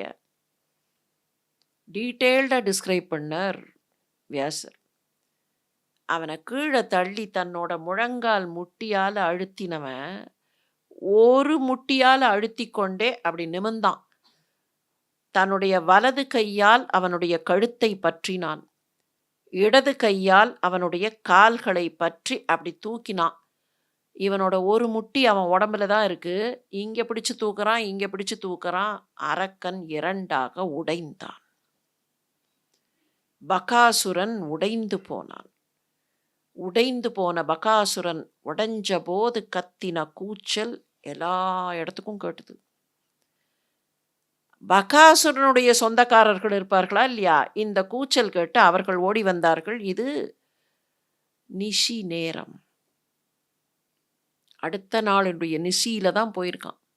அதிகாலையில போனவன் காட்டுப்பகுதியில போய் சுத்தி அங்க அப்படியே உட்காந்துட்டு இருந்துட்டு, அதுக்கப்புறம் அவன் இருக்கிற இடத்துக்கு போய் இரவு நேரத்துல உண்ண ஆரம்பித்து, அவன் வந்து அதை பார்த்து நல்ல இருட்டு நேரம். அந்த இருட்டு நேரத்துல அவர்கள்லாம் வந்தார்கள். வந்து தங்களுடைய சொந்தக்காரனுக்கு இந்த மாதிரி நிலைமையேன்னு பார்த்து பயத்துல நின்னார்கள். அவர்கள்ட்ட ஒரு வாக்குமூலம் வாங்கினான். இனிமே நீங்க யாரும் நரமாமிசம் சாப்பிடக்கூடாது. மனிதர்கள்ட்ட வம்புக்கு வரக்கூடாது. அந்த வாக்கு கொடுத்தா உங்களெல்லாம் விடுறேன், இல்லைன்னா இதுதான் உங்களுக்கும் கதி. பார்த்தார்கள். நாங்க போறோம்ப்பா, இந்த பகுதியவே காலி பண்ணிட்டு போயிடுறோம், நாங்க போயிடுறோம் இங்கேருந்துன்னு அவர்களெல்லாம் இருட்டோடு இருட்டாக ஓடினார்கள். இருட்டு முடிந்து மெல்ல மெல்ல மெல்ல வெளிச்சம் வரப்போகிறதுங்கிறத பார்த்தான். அந்த உடம்ப அப்படியே இழுத்தானாம். ததோ பீமஸ்தமாதாய கதாசும் புருஷாதகம். புருஷாதகம், புருஷனை சாப்பிடக்கூடியவன், நரனை சாப்பிடக்கூடியவன். அவன் அப்படியே அந்த உடம்ப இழுத்துட்டே வந்து துவாரதேஷே வினிக்ஷிப்ய. ஊரோட என்ட்ரன்ஸ் பகுதி இருக்குமா இல்லையா? ஊருக்குன்னு ஒரு துவாரம் இருக்குமே, அந்த இடத்துல கொண்டு வந்து போட்டுட்டு ஜகாமானு பலக்ஷிதக. ஒன்றும் தெரியாத மாதிரி அந்த இருட்டு இன்னும் முடியறதுக்குள்ள இவன் பாட்டுக்கு வீட்டுக்கு வந்துட்டான். பொழுது விடிஞ்சு வெளிச்சம் வரும்போது பகாசுரனோட உடம்பு அங்கே கிடக்கிறதுன்னு மற்றவர்கள்லாம் எழுந்து வந்தார்கள். பார்த்தார்கள் அரக்கனுடைய சடலம். அவர்களுக்கு ஒரு பக்கம் ஒன்றும் புரியல. ஊர்க்காரர்களுக்கு இவனுக்கு தானே நம்ம ஒவ்வொருத்தர் வீட்டிலேருந்தும் சாப்பாடு அனுப்பினோம், இப்போ இவன் இல்லைன்னு சொன்னால் வி ஆர் ரிலீவ்ட். அப்போ அவர்களுக்கு ஒரு பக்கத்தில் மகிழ்ச்சி. ஆனாலும் அப்படி பார்த்தார்கள். ஊர் பெரியவர்களுக்கு ஒன்றும் புரியல. இந்த அந்தணர் வீட்டிலேருந்து தானே நேத்திக்கு டேர்ன், நேத்தி நைட்டு அவர்களுடைய வீட்டு டேர்ன் தானே. அப்போ அவர்கள் வீட்டிலேருந்து போன யாரோ இவனை இவ்வளவு கொன்னுட்டார்களா? எங்கேருந்து பலம் வந்தது அவ்வளவு பலம் அப்படின்னு இந்த வீட்டை தேடின்னு வந்து கேட்டார்கள். என்னாச்சு என்னான்னு. அதுக்குள்ளே இவன் திரும்பி வந்திருந்தவன் அவர்கிட்ட சொல்லியிருந்தான், எதுவும் ரிவீல் பண்ணக்கூடாதுன்னு. அவர் சொன்னார், நான் தான் போகணும். அழுதுண்டே இருந்தேன். போகணுமே போகணுமேன்னு அழுதுண்டே இருந்தேன். வண்டியெல்லாம் ரெடியா இருந்தது. வண்டிக்கு பக்கத்துல அழுதுண்டே இருந்தேன். ஏன்னா இந்த வண்டி புறப்பட்டு போகும்போது மற்றவர்கள்லாம் அவரவர்கள் தள்ளி போயிடுவார்கள். இருட்டு நேரம்ங்கிறது மாத்திரம் இல்ல. அவர்கள் சாதாரணமா வரமாட்டார்கள். ஏன்னா அது ஒரு அவர்களுக்கே அது ஒரு கஷ்டமான விஷயம்ங்கிறதுனால. இவர் இப்ப நடிச்சார். கார்த்தால அவன் போனான், போய் காட்டுல இருந்தான். அதெல்லாம் ஒண்ணும் சொல்லல. நான் போக வேண்டிய நேரத்துல வண்டி நின்னுது. அந்த வண்டிக்கு பக்கத்துல நின்னு நான் போணுமேன்னு அழுதுண்டே இருந்தேன். என் குடும்பத்திலயும் எல்லாரும் அழுதுண்டு இருந்தார்கள். அந்த சமயத்துல வேத வித்து மாதிரி ஒருத்தர் வந்தார். ஒரு அந்தணர் வந்தார். என்னான்னு கேட்டார். விஷயத்த சொன்னேன். ஏதோ மந்திரமெல்லாம் உச்சாடனம் பண்ணினார். மந்திரமெல்லாம் உச்சாடனம் பண்ணிட்டு, "கவலைப்படாத, நான் போறேன்னு" அந்த வண்டியில ஏறி உக்காந்துண்டு, அவரே வண்டிய ஓட்டின்னு போனார். அவருடைய தவ வலிமையா என்னான்னு தெர்ல. அந்த தபோ வலிமையில தான் போல இருக்கு இந்த மாதிரி நடந்திருக்கு. எங்களுக்கு ஒண்ணும் புரியலன்னு அவர் அப்படியே சொல்லிட்டார். ஊர்க்காரர்களுக்கு சந்தோஷம். ஆஹா! ஏதோ ஒரு அந்தணர் வந்தார். அந்த அந்தணருடைய தவ வலிமை ஊர் பிழைத்தது என்று அவர்களெல்லாம் சந்தோஷப்பட்டார்கள். இதுதான் வியாசர் காட்டுற காட்சி. ஆனா, வில்லிபுத்தூராருக்கு இத அப்படியே விட்டுடறதுல அவ்வளவா உடன்பாடு இல்ல. அவர் ஒரு சின்ன மாற்றம் பண்றார். இவன் புறப்படுகிறான். மாலை நேரத்தில் புறப்படுகிறான். காத்தால போகல. மாலை நேரத்துல புறப்படுகிறான். ஏன்னா, இரவு தான் அவனுக்கு சாப்பாடு போடணுங்கிறதுக்காக. சித்தனாக தன்னை மாற்றிக்கொண்டு ஒரு சித்தன் போல போகிறான். சித்தர் வேஷத்துல போகிறான். அந்த வண்டியில அப்படி ஏறி உக்காந்துன்னு அவன் போறான். அவன் போன அழகு எப்படி இருந்ததுன்னு ஒரு ஊர்வலத்த வர்ணிக்கிற மாதிரி வர்ணிச்சார் வில்லிபுத்தூரார். அவன் அப்படி போறான். ஒரு ஊர்வலம் போவது மாதிரி, ஒரு சித்தர் ஊர்வலம் போவது மாதிரி வண்டியில் ஏறி போகிறார். அங்க போய் இறங்கினான். அரக்கன் எங்க இருக்கான்னு பார்க்கணும். வண்டியிலேருந்து இறங்கிட்டான் பீமன். நீங்க கொஞ்சம் அப்படியே கற்பனை பண்ணி பாருங்கள். அவரவர்கள் விஷுவலைஸ் பண்ணுங்கள். அரக்கன் எங்கேயோ காட்டுப்பகுதியில இருக்கான். இந்த வண்டி அங்க பக்கத்துல போயாச்சு. அந்த வண்டியிலேருந்து இறங்குறான். இறங்கி அப்படி குனிஞ்சு இந்த செடி கொடிகளுக்கு நடுவுல பார்த்துட்டு அரக்கன் அங்க தெரியல. கொஞ்சம் தள்ளி இருக்கானான்னு அப்படி நிமிர்ந்து பார்க்கறானாம். அந்த நிமிர்ந்து பார்க்கறது எப்படி இருந்தது? இந்த வண்டி போனபோது ஊர்ல இருக்கிற மற்றவர்கள்லாம் அந்த வண்டிய பார்க்கிறார்கள். சித்தர் யாரோ போறாரே! சித்தர் யாரோ போறாரேன்னு பார்க்கிறார்கள். அது எப்படி இருந்தது? மண்டலம் கொள் வடிவுடன் அடல் பருதி மண்ணில் வந்ததென மருகினில் கண்ட கண்ட முனி குலம் அடங்க இரு கண் களிக்கவரு காட்சியான். அப்படியே சூரியன் பூமிக்கு இறங்கி இந்த வண்டியில போற மாதிரி இருந்தது. மண்டலம் கொள் வடிவுடன் அடல் பருதி மண்ணில் வந்ததென்ன. பருதினா சூரியன். சூரியன் அப்படியே பூமிக்கு வந்து வண்டியில போறது முனிவர்களெல்லாம் பார்த்தார்கள். அந்த ஊர்ல இருந்த அந்தணர்கள்லாம் பார்த்தார்கள். தவசிகள்லாம் பார்த்தார்கள். ஆஹா! இவ்வளவு அற்புதமான ஒரு வடிவமான அவர்கள்லாம் இரு கண் களிக்க வரு காட்சியான். வெண் தரங்கமென வீசு போல் ரதம் விஞ்சு கான நெறி மீது போய். அவன் வண்டி போறது அந்த அலை ஒரு அதனால வரக்கூடிய மூமெண்ட் காற்று அலையெல்லாம் எப்படி இருந்ததாம்? அப்படியே கடல்லேருந்து வெண் அலைகள் வெள்ளையான அந்த அலைகள் வருவது மாதிரி காற்று அலைகள் 2 பக்கமும் அங்க போய் நின்னு அப்படி குனிஞ்சு பார்த்துட்டு அவன் நிமிர்ந்தானா இல்லையா? அத பார்க்கறச்சே அண்டர் அண்ட முகடு உற வளர்ந்தனன் அரக்கன் நின்ற உழி அறியவே. அன்னைக்கு உள்ளமா ஒருத்தன் வந்துட்டு தன் எதிரில் இருந்த ராட்சசனை கீழே தள்ளுறதுக்காக அப்படி ஒசரமா வளர்ந்தானே, அந்த மாதிரி அப்படி குனிஞ்சு பார்த்துட்டு அப்படி ஒசரமா நிமிர்ந்தான் பீமன். அண்டர் அண்டமுகடு உற வளர்ந்தானன். வில்லிபுத்தூராருக்கு பீமன் அன்னைக்கு பண்ணினதை காட்டுறதுக்கு தோட ஒப்பிட்டு காட்டணும்னு ஒரு ஆசை. உதவி செய்யும் போது அதற்காக தான் பழியை ஏற்றுக்கொண்டால் அது தெய்வ நிலை. அதுக்காக தான் அந்த இடத்துல கொண்டு வந்து அதை காட்டுறார். அண்டர் அண்ட முகடு உற வளர்ந்தானன். திருவிக்கிரமனை பற்றி சொல்லும்போது ஆண்டாள் நாச்சியார் ஒரு பிரயோகம் பயன்படுத்துவார். ஓங்கி உலகளந்த உத்தமன் பேர் பாடி. பூர்வாச்சாரியார்களுக்கு சில சந்தேகங்கள் வந்தன. உத்தமத்தன்மையா அது வந்தது இத்துணூண்டு வடிவம். கொடுக்குறேன்னு சொன்னதுக்கு அப்புறம் தடால்னு தன்னுடைய வடிவத்தை மாத்திண்டா அது உத்தமத்தனமா? நாம என்ன சொல்லுவோம்? வந்த வடிவத்தை பார்த்து கொடுத்துட்டான் மகாபலி. அவன் கேட்க கூட கேட்டான். 3 அடி மண்ணு கேட்குறியே, நான் வேணா உனக்கு கிராமங்கள் தருகிறேன், கன்னிகைகள் தருகிறேன். உனக்கு 7 தலைமுறைக்கு உட்காந்து சாப்பிட்றதுக்கு உனக்கு என்ன வேணுமோ அதெல்லாம் தரேன். உன்னோட தேஜஸ் வடிவத்தை பார்த்தா உன் முகத்தில் இருக்கிற தேஜஸுக்கும் நீ கேட்கறதுக்கும் சம்மந்தமே இல்லையே. 3 அடி மண்ணுன்னு கேட்குறியே, போருமா, நான் நிறைய தருகிறேன்னா. அதெல்லாம் வேண்டாம், எனக்கு 3 அடி மண் தான் வேணும். தெரியாமல் கேட்காத, நான் நிறைய கொடுக்குறேன். முடியாது, எனக்கு 3 அடி மண் தான் வேணும். அப்போ தான் சுக்கிராச்சாரியாருக்கு சந்தேகமே வந்தது. பிடிவாதமாக வந்திருக்கிறவன் கேட்குறான்னா அதுக்குள்ள விஷயம் இருக்குன்னு தான் அவர் ஞான திருஷ்டியில் பார்த்தாருங்கிறதெல்லாம் அந்த பக்கத்து கதை. ஆனால் இங்கே வந்த வடிவம் அது. வந்த வடிவத்தை உடனே மாற்றிண்டா அது எப்படி உத்தமத்தனம்னு சொல்கிறது? அதுதான் உத்தமத்தனம். மனிதர்களை ஒரு 3 கேட்டகரியாக பிரிக்கலாம். இந்த 3ல் இன்னும் 4வதெல்லாம் சேரும். அதெல்லாம் இப்போதைக்கு விட்டுருவோம், நமக்கு இப்போ வேண்டாம். அதமன், மத்தியமன், உத்தமன். இந்த அதமனுக்கு கீழே ஒருத்தன் உண்டு, அதமோ அதமன்னு ஒருத்தன் உண்டு, உத்தமோ உத்தமன்னு ஒருத்தன் உண்டு. இப்போ அது வேண்டாம். தனக்கு கஷ்டம் வரக்கூடாது அப்படிங்கிறதுக்காக அடுத்தவர்களுக்கு எவ்வளவு கஷ்டம் வந்தாலும் பரவாயில்லன்னு நினைக்கிறவன் இருக்கானே, அடுத்தவர்களுக்கு கஷ்டத்தை கொடுத்து தான் சுகமாக இருக்கணும்னு நினைக்கிறவன் இருக்கானே, அவன் அதமன். நானும் வாழ வேண்டும், நீயும் வாழ்ந்து கொள். அது மத்தியமன், சராசரி. தனக்கு துன்பம் வந்தாலும், தன்னை பற்றி அவப்பெயர் வந்தாலும், தன்னை மற்றவர்கள் எவ்வளவுதான் ஏசினாலும் மற்றவர்களுக்கு நன்மை கொடுக்க வேண்டும்னு நினைக்கிறானே, அவன் உத்தமன்.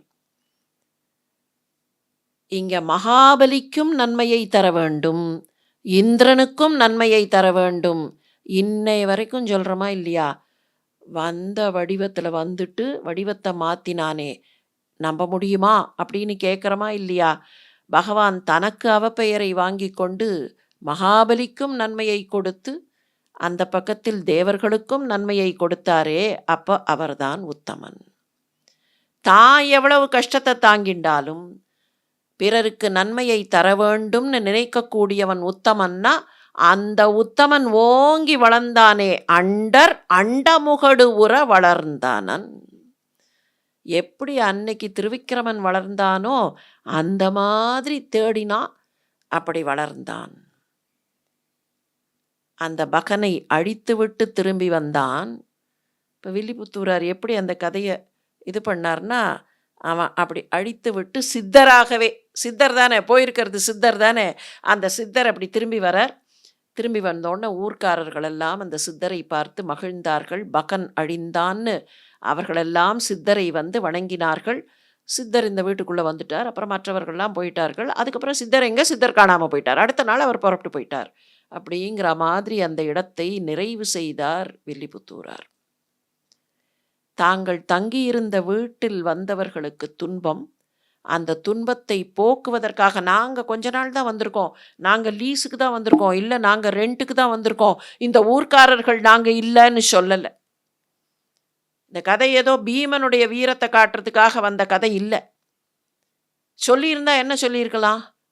நாங்கள் இந்த ஊரோட பெர்மனன்ட் ரெசிடென்ஸ் இல்லையே, இந்த ஊரோட பெர்மனன்ட் ரெசிடென்ட்டுக்கு தானே இந்த அப்ளிகபிலிட்டி, இந்த லாலாம் இங்கே போட்டிருக்கிற இந்த ரெஸ்பான்சிபிலிட்டிலாம் இந்த ஊர்க்காரர்களுக்கு. நாங்கள் இந்த ஊரே இல்லையே, நாங்கள் வெளியில் போய்டுறோம். நினச்சிருந்தா, பீமன் நினச்சிருந்தா அன்னைக்கு ராத்திரியோட ராத்திரியாக அம்மாவையும் சகோதரர்களையும் தூக்கின்னு அவனால் வெளியில் போயிருந்திருக்க முடியும். அதுக்காகத்தான் அவனுடைய பலத்தை ஒரு பக்கம் காமிச்சு, அரக்கு மாளிகையிலிருந்து வரும்போது பலத்தோடு தூக்கி கொண்டு வந்தவன் இந்த இடத்துலையும் அவன் தன்னோட பலத்தை மாத்திரம் பிரயோகம் பண்ணி இங்கே இந்த பொறுப்பு வேண்டாம்னு போயிருந்திருக்க முடியும். ஆனால் தாங்கள் எந்த இடத்தில் இருக்கிறோமோ அங்கே இருக்கக்கூடியவர்களுக்கு உதவ வேண்டும். அவர்களுக்கு நாம் அவர்கள்ட்டேந்து வாங்கினதுக்கு நாம் அவர்களுக்கு உதவ வேண்டும். இது எல்லாத்தையும் விட பெருசு. நாளைக்கு அரசாட்சி நடத்தணும்னு சொல்றியேப்பா, அரச குலத்தைச் சேர்ந்தவர்கள் பக்கத்துல இருக்கக்கூடியவர்களுடைய துன்பத்தை தீர்க்கலன்னா அப்புறம் நீ எல்லாம் என்னடா அரச குலம்னு கேட்டாளே குந்தி. அப்ப எத்தனை விஷயங்களை இந்த ஒரு கதைக்குள்ள, கதைன்னு நாம பார்க்குற விஷயத்துக்குள்ள எவ்வளவு விஷயங்களை வியாசர் தருகிறார், எவ்வளவு விஷயங்களை நம்முடைய இதிகாசங்கள் கொடுக்கின்றன, எவ்வளவு விஷயங்களை நம்முடைய தர்ம நெறி தருகிறது. அதனால தான் அவர்கள் ஏக சக்கரத்துக்கு போகிறார்கள்னு சொல்லும்போதே அங்க கிளியரா ஒரு ஸ்டேட்மெண்ட் சொன்னார் வியாசர். காட்டில் வாழ்ந்தபோது அவர்கள் வேத நெறியை பயின்றார்கள், வேத அத்தியனம் செய்தார்கள். இந்த வேத நெறி எல்லா இடத்திலேயும் கூட வந்து காப்பாற்றும். அவர்களை மாத்திரமில்ல, அவர்களை சுற்றி அந்த வேத நெறியை யாரெல்லாம் பயன்படுத்துகிறார்களோ அவர்களையெல்லாம் காப்பாற்றும்னு வியாசர் வேத்ரகீய அந்த நிகழ்ச்சியில ஒரு பெரிய வேத தர்மத்தையே வைக்கிறார் என்பதை இன்றைக்கு நினைத்து, நாளைக்கு இன்னமும் இவர்களுடைய பயணம் எப்படியெல்லாம் தொடர்கிறது என்பதை பார்க்கலாம். நம்முடைய பயணமும் அவர்களோடேயே சேர்ந்து தொடரும். அதுவரை நன்றி, வணக்கம்.